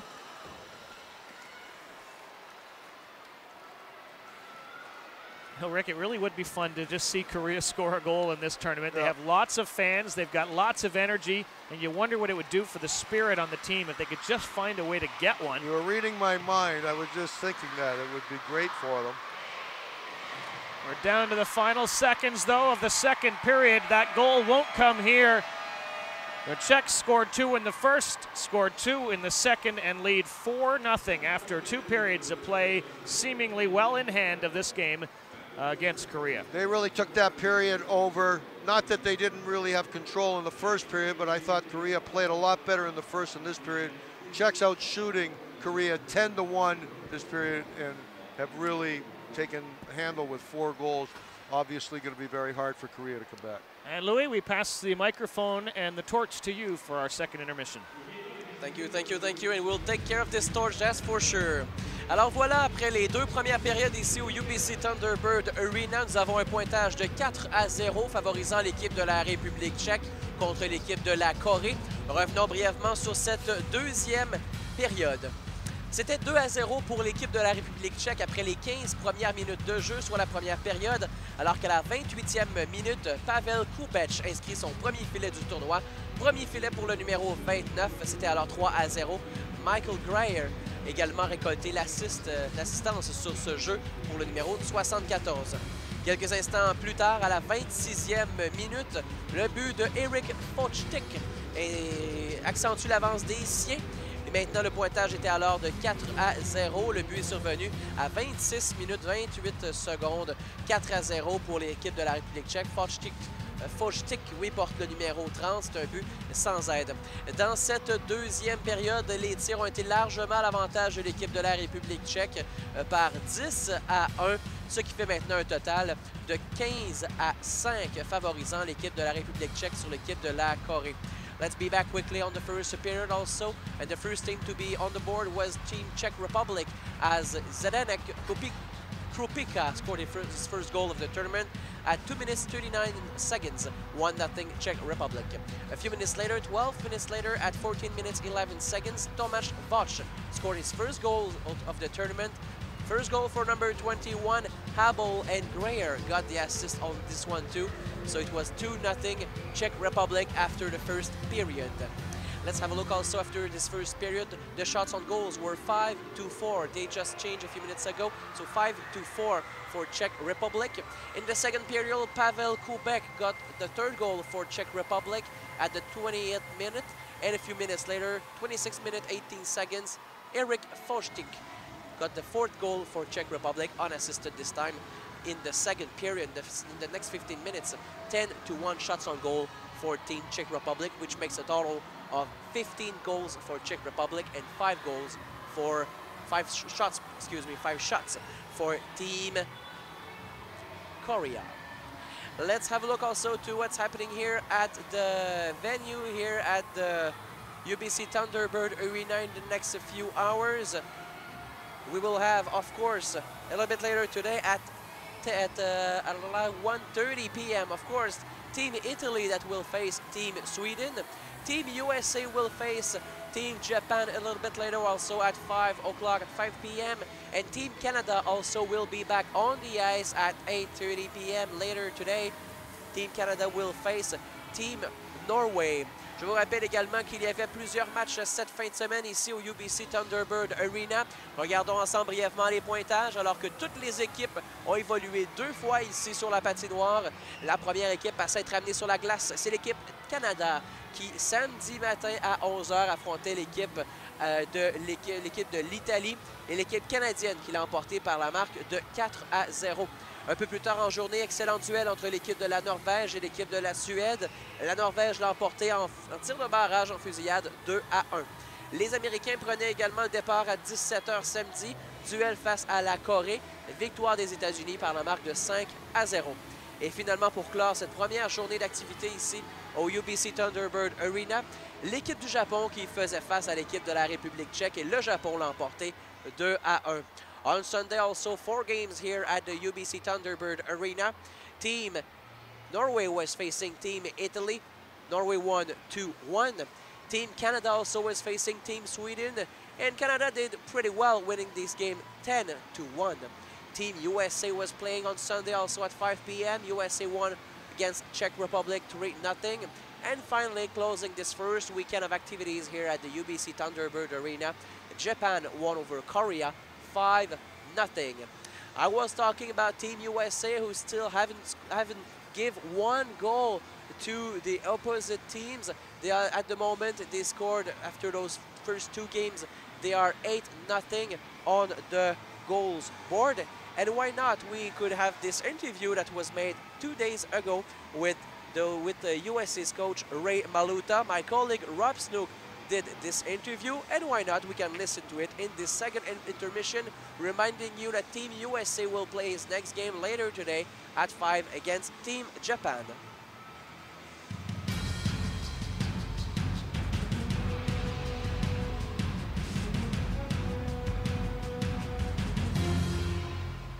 Ray Maluta, thanks for joining us. Let's talk about your team this week so far. 1 win, 5-0 over Korea, and 1 win, 3-0 over the Czech Republic. How would you compare the 2 games? I think that both games we control the play from pretty much start to finish. I like some of our again, I like our special teams. It's been very solid. There's a few things that I don't like that we're going to address, and I just didn't like some of our positional play. But for the most part, we're happy. We've pretty much controlled the game setting, and given Steve Cash hasn't had a lot of shots, and he made a real good save towards the end of the second period tonight, which was good to see. He's still on his game. You said there's a couple of things that you don't like. Do you care to elaborate? Yeah, I don't have a problem. There's no secrets. We know what everybody's doing. We know the weaknesses and the strengths, so there aren't any secrets here. I think that our positional play in our own end on our breakout has to be defined a little bit better.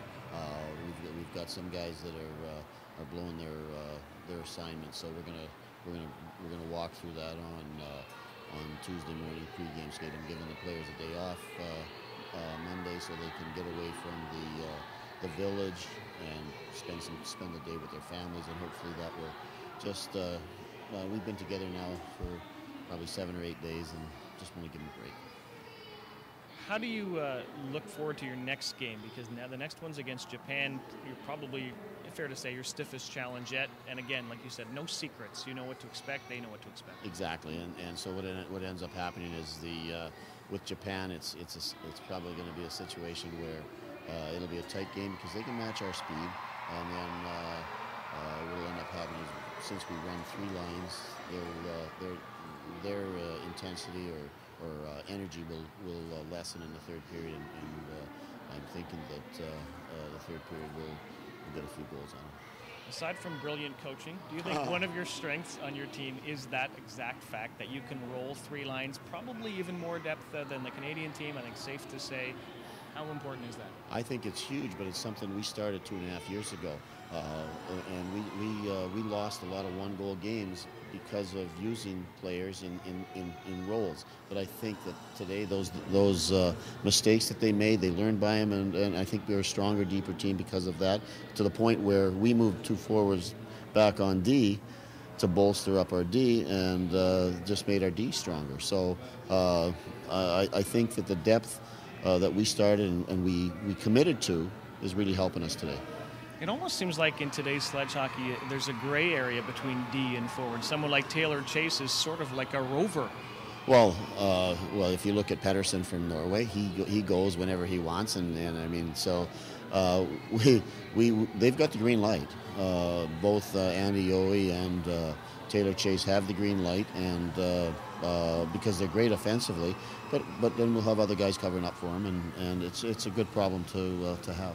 4 years ago in Torino, there were several blowout games, a couple of 12-0 games involving Italy particularly. They've much improved. What would you say about the quality of that country specifically, but in general?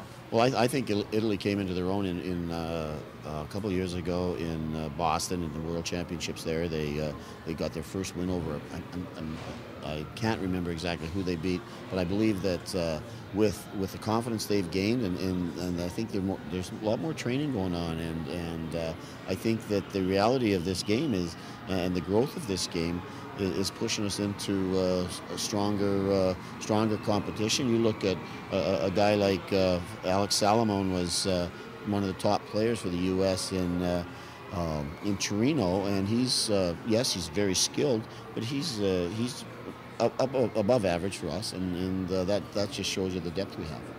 Thanks for doing this, and all the best the rest of the tournament. Thank you very much.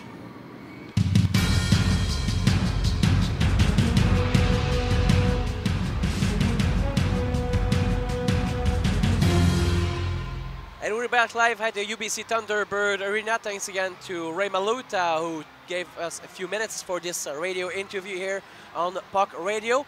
And talking about Puck Radio, keep your little green machines the next time you will visit also the Vancouver Paralympic Center, and tune into Hack Radio, our colleagues there also, who do the broadcast of all the wheelchair curling. So you can listen to our expert commentary for all the wheelchair curling sessions there at the Vancouver Paralympic Center. Encore plus, bien entendu, vous pouvez syntoniser Hack Radio au Centre paralympique de Vancouver. Nous vous invitons à conserver le radio ici que vous prendrez possession au UBC Thunderbird Arena. Gardez-le avec vous au Centre paralympique de Vancouver et syntonisez Hack Radio, nos collègues là-bas qui font la diffusion en direct également, l'analyse, la description de ce qui se passe sur les différentes glaces. Donc, vous pouvez apporter vos radios pour écouter nos commentaires d'experts aux épreuves de curling en fauteuil roulant. Toutes les séances de cette discipline également sont présentées là-bas via Hack Radio. And of course, here on Puck Radio, we will be with you for all this event here at the UBC Thunderbird Arena. Let's have a look to today's schedule. Later today, Team Italy will face Team Sweden. This game will be presented here at 1:30 p.m. This will be the game number 10 in the B group. Of course, also later today at 5 p.m., Group A, game number 11. Team USA will face Team Japan. And at 8:30, Group B, game number 12, Team Canada will be back on the ice, and Team Canada will be facing Norway. This seems to be a really interesting matchup. Team Norway is ranked second in this tournament, and Team Canada is ranked 10th. Bien entendu, aussi beaucoup d'actions aujourd'hui un peu partout ici à Vancouver ainsi qu'à Whistler. Il y aura des épreuves également du côté de Whistler. C'est déjà commencé, vous savez. Depuis 10 heures ce matin se déroulent les activités du slalom géant, notamment à Creekside. En ski alpin, il y avait notamment la première épreuve de la journée. Le slalom géant chez les femmes, personnes aveugles première manche ce matin qui était disputée. Par la suite, il y avait une première manche en slalom géant femme assise. Également chez les hommes, personnes aveugles, première manche. Également toujours le slalom géant chez les hommes assis, première manche. Il y aura également un peu plus tard à 13h30 aujourd'hui, on remettra à l'épreuve, ou du moins sera disputée la première épreuve où on remettra des médailles, alors qu'on aura droit à la deuxième manche pour le slalom géant femme personnes assises. C'est prévu en ski alpin à 13h30 aujourd'hui. Également un peu plus tard, il y aura slalom géant femme assise, deuxième manche, également possibilité de médaille là-bas. Slalom géant chez les hommes, personnes aveugles, deuxième manche. Et à 13h45, cet après-midi aussi, il y aura cette épreuve de slalom géant homme assise, deuxième manche, toujours en ski alpin. Lots of also wheelchair curling today here in Vancouver, but at the Vancouver Paralympic Center. Team Canada will take the ice at 12:30 today. Team Canada will face Team Switzerland. Also, Team Italy will face Team Germany. Team Norway will be facing Team Japan. And of course, there's lots of actions there since the beginning of the games. And let's have a look also at the standings standings there of after 4 and 5 games. Canada and USA are in the first place. They both played 5 games there, 4 wins, 1 lost. Team Korea is in third place with 5 games, 3 wins and 2 lost. Team Germany, Team Italy, also Team Switzerland have 4 games. They are 2-2. And then after in 7th place, Norway and Sweden share the 7th place with 5 games, 2 wins and 3 lost. And Japan, Great Britain have 4 games and 5 games played, 1 win and 3 and 4 lost for them. Here in a few seconds, the third period will start at the UBC Thunderbird Arena. Both teams are back on the ice. And let's be back also with my colleagues, Rob Snook and Rick Middleton. Getting set for the third period of play, sorry. It doesn't switch over until the clock runs out. Yeah. I should know better though, Rick. Czech scored 2 goals in the first.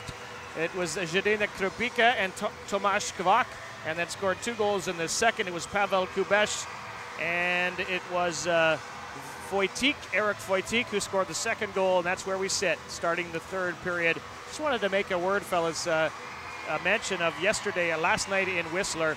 Had a chance to watch the medal ceremony, 2 Canadian gold medals awarded. It was just a great energy in Whistler right now. There were a couple of thousand fans at the Whistler Metals Plaza watching that.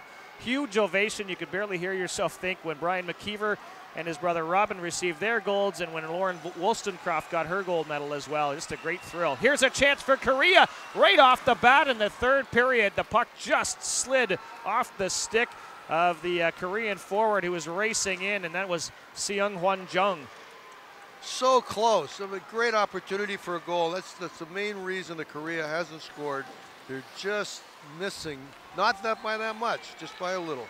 Wojcik with a shot. That was blocked for the Czechs. And now Lee tries to get it out, banks it off the boards. This might be a chance, and he's lost his stick. And then a glove pass to himself. This will be no goal. Unfortunately, Byung-Suk Cho, if he slides the puck, Rick, from his own glove to his stick, he's okay, but he picks it up and puts it from his right to his left.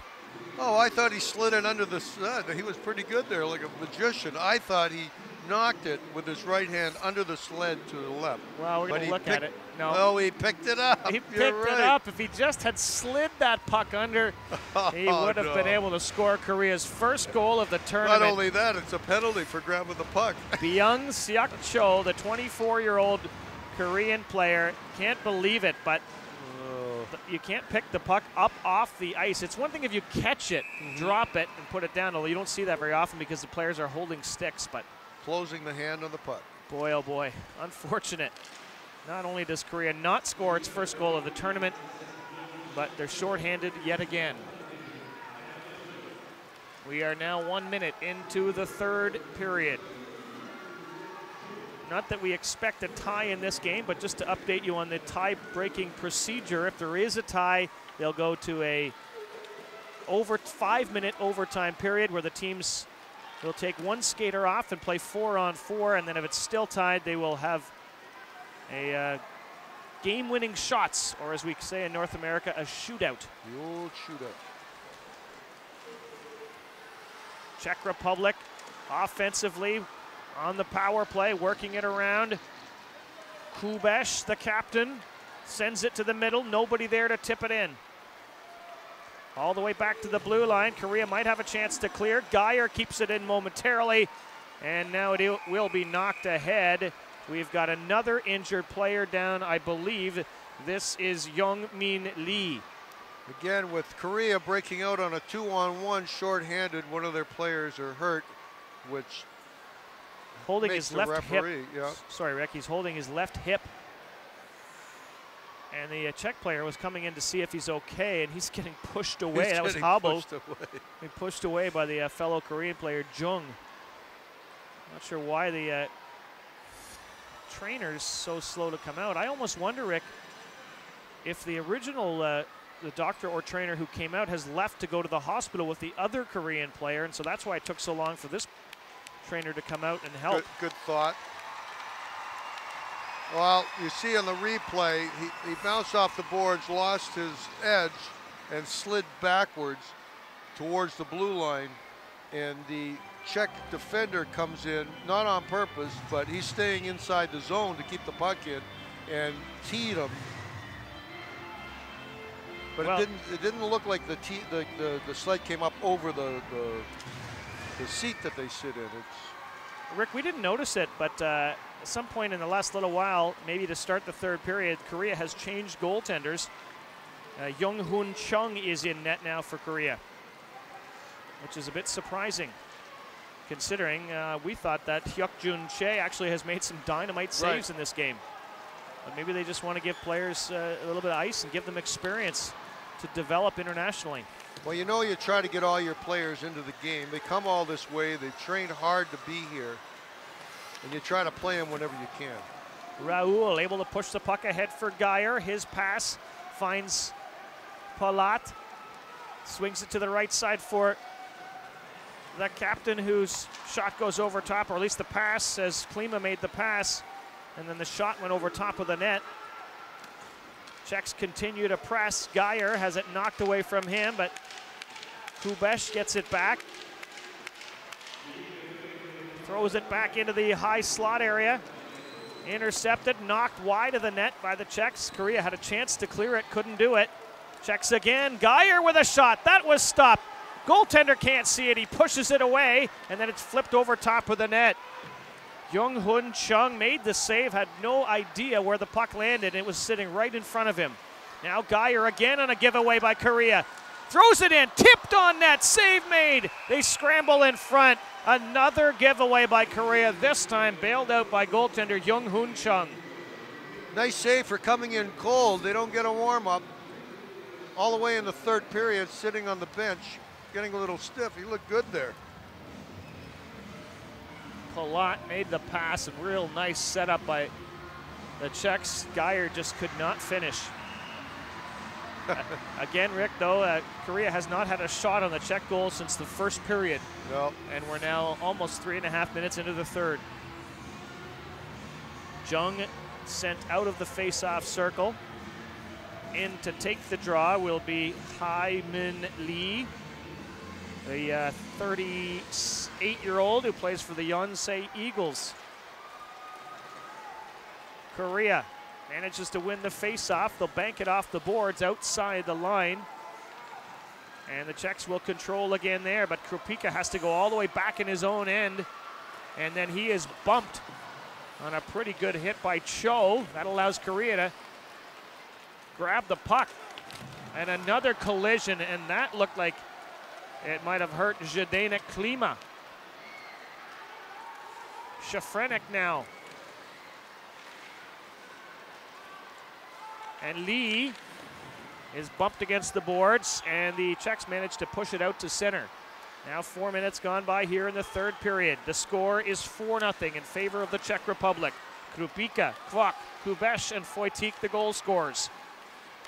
My name is Rob Snook, working alongside Rick Middleton. And our host of the program is Louis-Simon Lapointe, and we'll pass to him momentarily. He'll take all your text messages and pass them on to the crew. If we can answer them, we can. We've got another Korean player injured on the ice. Louis, have you got a note right now? Of course, 604-404 PUCK, 604-404 PUCK. On attend toujours vos questions à propos du hockey sur luge. Demandez ce que vous voulez, ce que vous désirez à notre panel ici, à nos experts au 604-404-7825. So you can ask anything to our panel here about sledge hockey. And this question here is from Paul. So are the puck weight and net size the same as the NHL? Exactly. They use NHL nets. They don't do anything different, 4x6. The pucks are the same. The main thing that's different are that they're sitting on sleds and they're using shorter sticks. The other big thing that is different, of course, is that the players are wearing full face masks, and you almost never see that in the National Hockey League unless it's a goaltender or a player has a broken jaw or something, or an eye injury. Well, as you can see, they're so low to the ice also. There's so many pucks that flip up and hit them in the head, hit them in the mask, plus the sticks, plus the shoulders. You have some very small players and you have some very big players here. So your head is really exposed. It just makes good sense, doesn't it? Sure does. Czechs with another chance as we resume play, taken away by Korea. And again, right up the middle, a giveaway. Geyer with a shot that was blocked. Lee tries to clear it, again passes up the middle. Klima now will shoot it just wide of the net. The sprawling goaltender Chung tried to reach out and grab it. Palat throws it in. Hubble with a shot. The save made again by Chung. That's a better way to clear the puck off the boards. And here maybe will be a chance for Korea as Park tries to work his way in, and a great defensive play by Hubble to knock the player off stride, knock the puck away. Is he going to get a penalty? I think he is. Yes, he is. Boy, that's tough. You know, it's obvious that... No, Rick. The penalty's against Korea, my mistake. Oh, I'm sorry. I thought that's who you were talking about. It was teeing. I saw that penalty. But I thought that Hubble on the defensive play. So you're right. Go ahead. No, I was just making a note. Young Kook Lee, the coach of Korea, obviously has not addressed the passing up the middle and exposing his goalie to all these interceptions and shots from the slot area, or either the players aren't listening, one or the other. Yeah, they've just, I mean, it's something that in North America we teach players from novice hockey, 8-year-olds, all the way up. Professionals still do it. You know, I see them do it, but not with the rapidity, from each period, which has already cost them goals. I would think it would be the #1 thing the coach would address to try to stop. I remember we had a situation with a minor hockey team that I'm involved in where another team was defending very well along the boards. So then we started to teach the players to try to break out occasionally up the middle when there was no play up the boards. But the initial play is get it up off the glass if you can, and certainly bank it off the boards.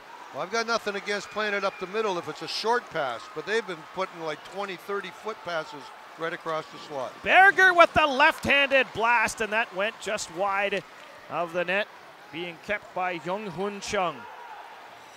Korea, short-handed, sends it down the ice. And even another play, Rick, sometimes just keep the puck in the corner. If you're not sure that you can make a play off the boards, rather than send it up the middle, just keep it right where it is. And especially if you're killing a penalty, kill off as many seconds as you can. Because the referees will allow you here to rag the puck, if you will, in the corner along the boards. As long as you don't fall on it and it's frozen, you can keep it battling with the opposition's player, running the clock down. Here comes Jerry Berger. Pass up ahead finds Krupika. He scored the first goal of the game. Not quite 2.5 minutes in. The pass now comes to Foytik for Krupika. Czech Republic has really found its scoring touch in this game. Their defense was solid in their first 2 games, but they found their scoring here. Their goaltender hasn't been tested very often, Jan Matusek. Arguably their second goaltender, their first goaltender, Mikhail Vapenka, did a great job in the first 2 games. He sure did. Wojcik doesn't like the first pass. Now he makes a pass for Krupika, who can't believe that he couldn't receive it. Whenever a player stares up at the stars, you know that they're mad at themselves. Krupika, one of the smaller sled hockey players here. Just to make up for it, though, he's shifty. Yes, he is. Maybe a chance now for Jung. The pass, though, again, way behind. A penalty coming. It'll be against the Czech Republic. And the call is teeing. And so Korea goes back to the power play again and should get a face-off to start in the offensive zone. It really hasn't been kind to them today. They've actually allowed a short-handed goal by the Czech Republic and a power play goal. Czech Republic looking pretty good on the special teams. Penalty, by the way, against Jiri Raoul. And Louis, we pass to you. Of course, once again on the 604-404 PUCK puck. 7825, by the way, for the numbers. 604-404 puck. Many people since the beginning of the tournament also are asking about how do the players get in and out of the ice. Very interesting question, huh? From the dressing room, yeah. From the dressing room, yeah. Go ahead, Rick. Well, the box, if you will, the player bench has ice in it. And down the hallway, it has what they call plastic ice. It's white plastic that the blades will skate on just like regular ice. And then down in the hallway, they have more white plastic where they will transverse from their sled into their wheelchairs or put their prosthetics on or such, and then go to their dressing rooms. And each team has their own designated dressing room downstairs. So it's a good setup for all of them. And it's a lot easier because there's no lip on the bench. They can come right off the ice, slide right into the bench, and see it. Here's a chance for Korea with a power play. Cho trying to keep it in. He couldn't do it. And 3 Czech players to center, shorthanded. Here they come, and it's a break for Hubble.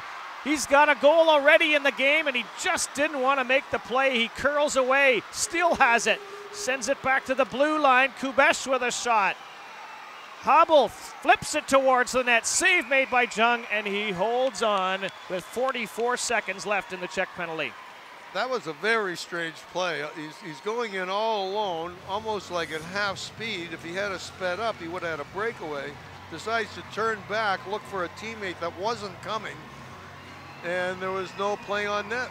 The only thing I can guess, Rick, is he was intimidated. He maybe was afraid that somehow, because there was a player coming back hard, maybe he thought he could dodge him on the inside. I don't know, but that was very strange.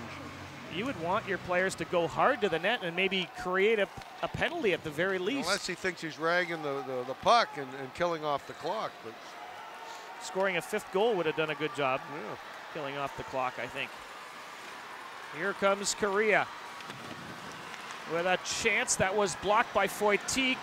They'd knock it back to the middle, and the Czechs get it to the line, but it is kept in. Lee, the pass across.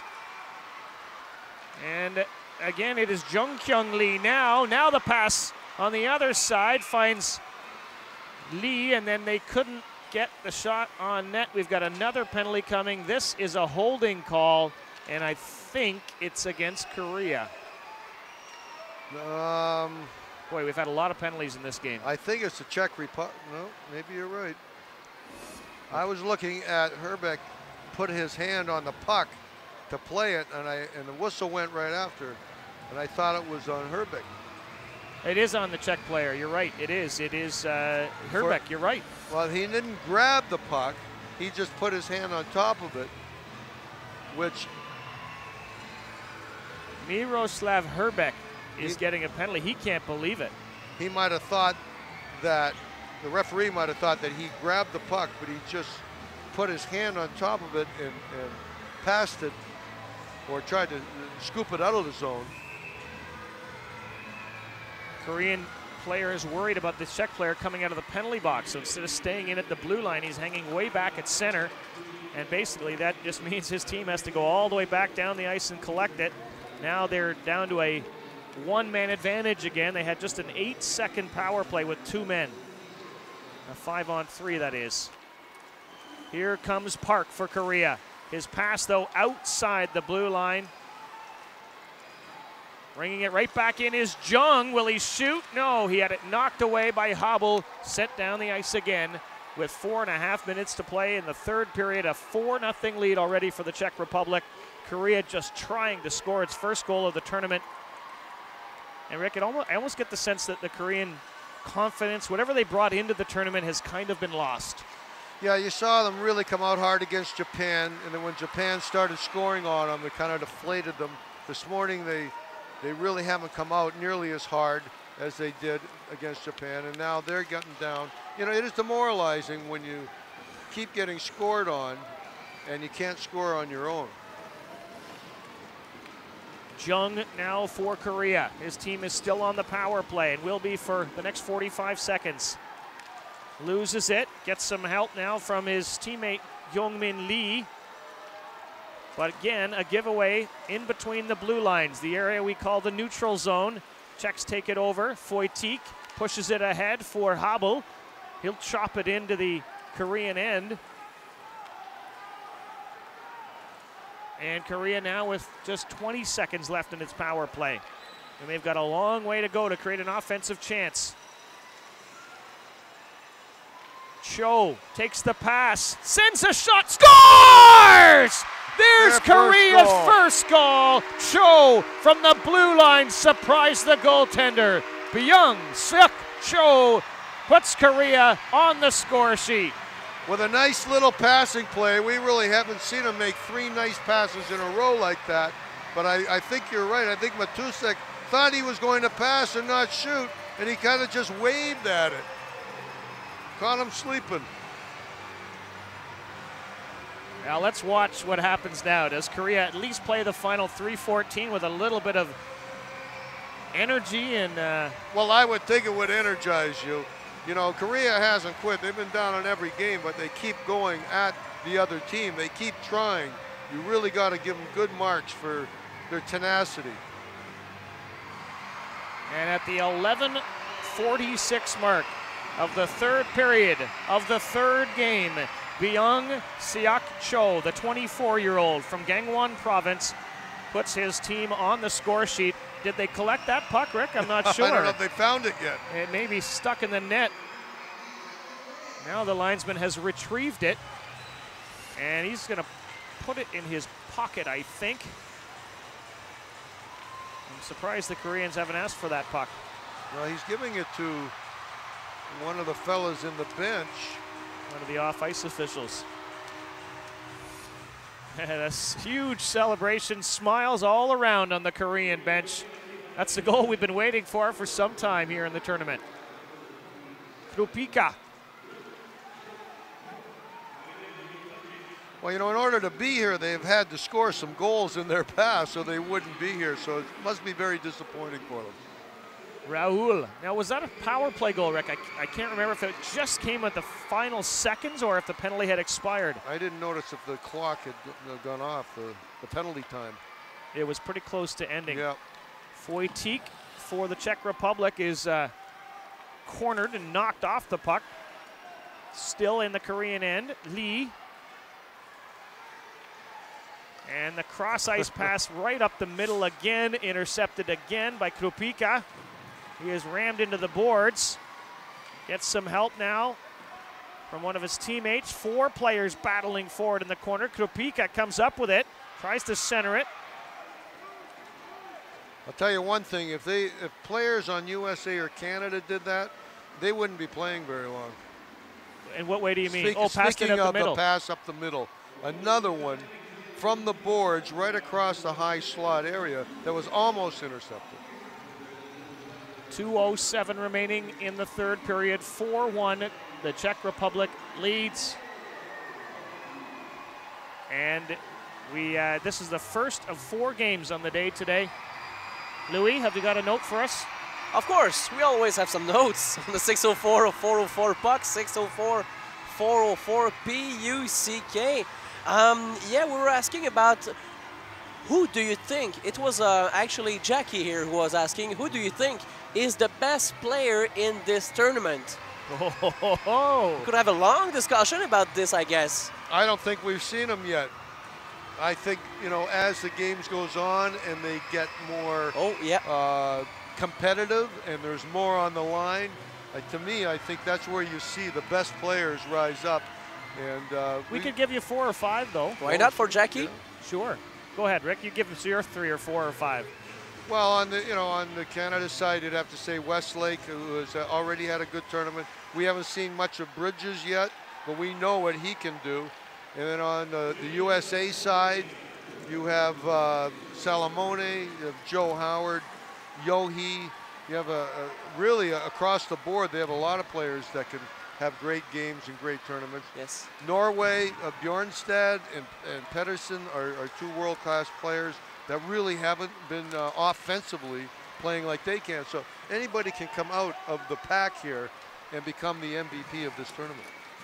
My opinion, I would have it between 2 players at this point right now, Louis. I would say either Brad Bowden of Canada, who wears number 27 and might be the fastest player in the world, and Taylor Chase of the U.S., who wears number 19 for the U.S. And he can control the game from the blue line and does so. But again, just the fact that Rick and I had mentioned different names shows you there are probably 8 players in the world who could be the best in this tournament before it's all over. You're right. And not to not mention other players from other teams, but we don't have the time to go through every team here. So Geyer sends it into the middle for Hubble, and his shot went wide as the Czechs were looking for another goal here in the final minute. Korea trying to clear it out of its own zone. Kvok will block it. The Kvok block, I suppose you could say, as he does a nice job at the blue line. Hubble for the Czechs, looks up front, sees Geyer, makes the pass. It was behind him, though, just a shade behind him. And now Korea to center. They want more offense. The long shot, it worked last time, and so why not try it again? And Byung-Suk Cho that time couldn't get it on net. he's going after his second goal. Yeah, that felt good, I'm sure, to score the first. He's got it again. Out it comes to the slot. The shot, they score again! This time. 8.8 seconds. Wow. And this time it was Seung Hwan Jung who took the pass, pass from Jung and scored, or at least from Cho. And nice Cho pass. Gets a goal and an assist. And Korea has scored not just once, but twice. Nice hard pass from behind the net, right on the tape. That's what we're talking about. That's the kind of passing that was lacking earlier in this game and in prior games. Jung Kyung Lee, the goal scorer for Korea. And again, the pass coming from Cho, so he has a 2-point game. And they're not going to win this, but they have certainly given themselves some confidence as we head into the classification games. Well, we certainly hope those injured players that went off the ice for Korea are going to be okay. We'll try to get an update.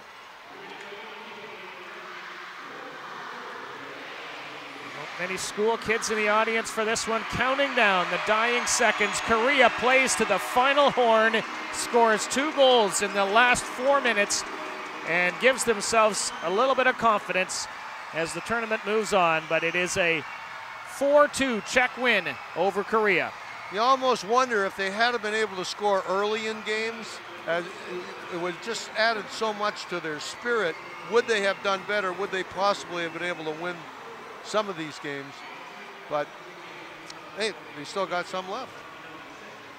And it is a 6-2 shot tally for the Czech Republic. That means that Korea scored on both of their shots in the third period. That's right.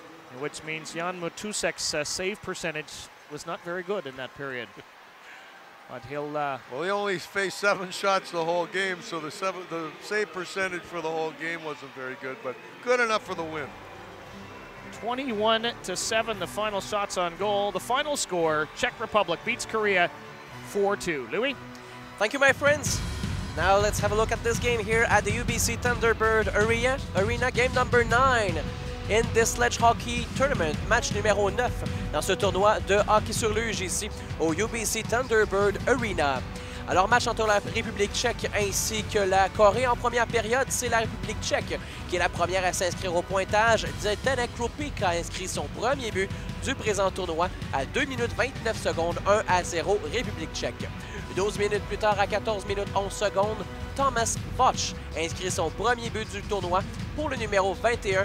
Zdeněk Habel et Michael Greer ont récolté les passes sur la séquence 2-0 République tchèque après les 15 premières minutes de jeu. Après une période, les tirs au but étaient 5 contre 4, favorisant Team Czech Republic. En deuxième période, un troisième but pour la République tchèque. Pavel Kubek inscrit son premier du tournoi à 28 minutes 27 secondes. Michael Greer également a récolté une passe sur la séquence.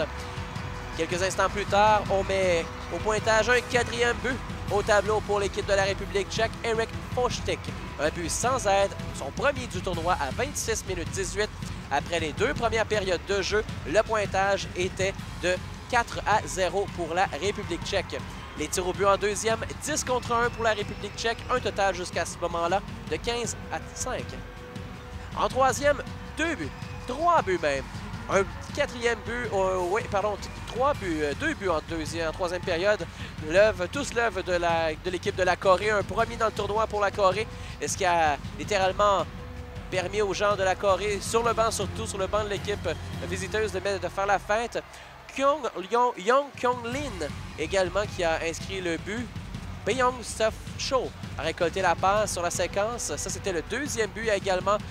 Byung Suf Cho également qui a récolté un premier but pour l'équipe de la République tchèque. C'était donc 4-1 et 4-2 pour la République tchèque contre la Corée. Donc 2 buts malgré tout pour la Corée dans ce match, leurs 2 seuls buts du tournoi jusqu'à maintenant. Au chapitre des tirs au but dans la finale, ça s'est terminé au total au tableau 27 contre 7. More to come here today at the UBC Thunderbird Arena later today at 1:30. B Group, game number 10. Team Italy will face Team Sweden. At 5 p.m. Group A, game 11. Team USA will face Team Japan.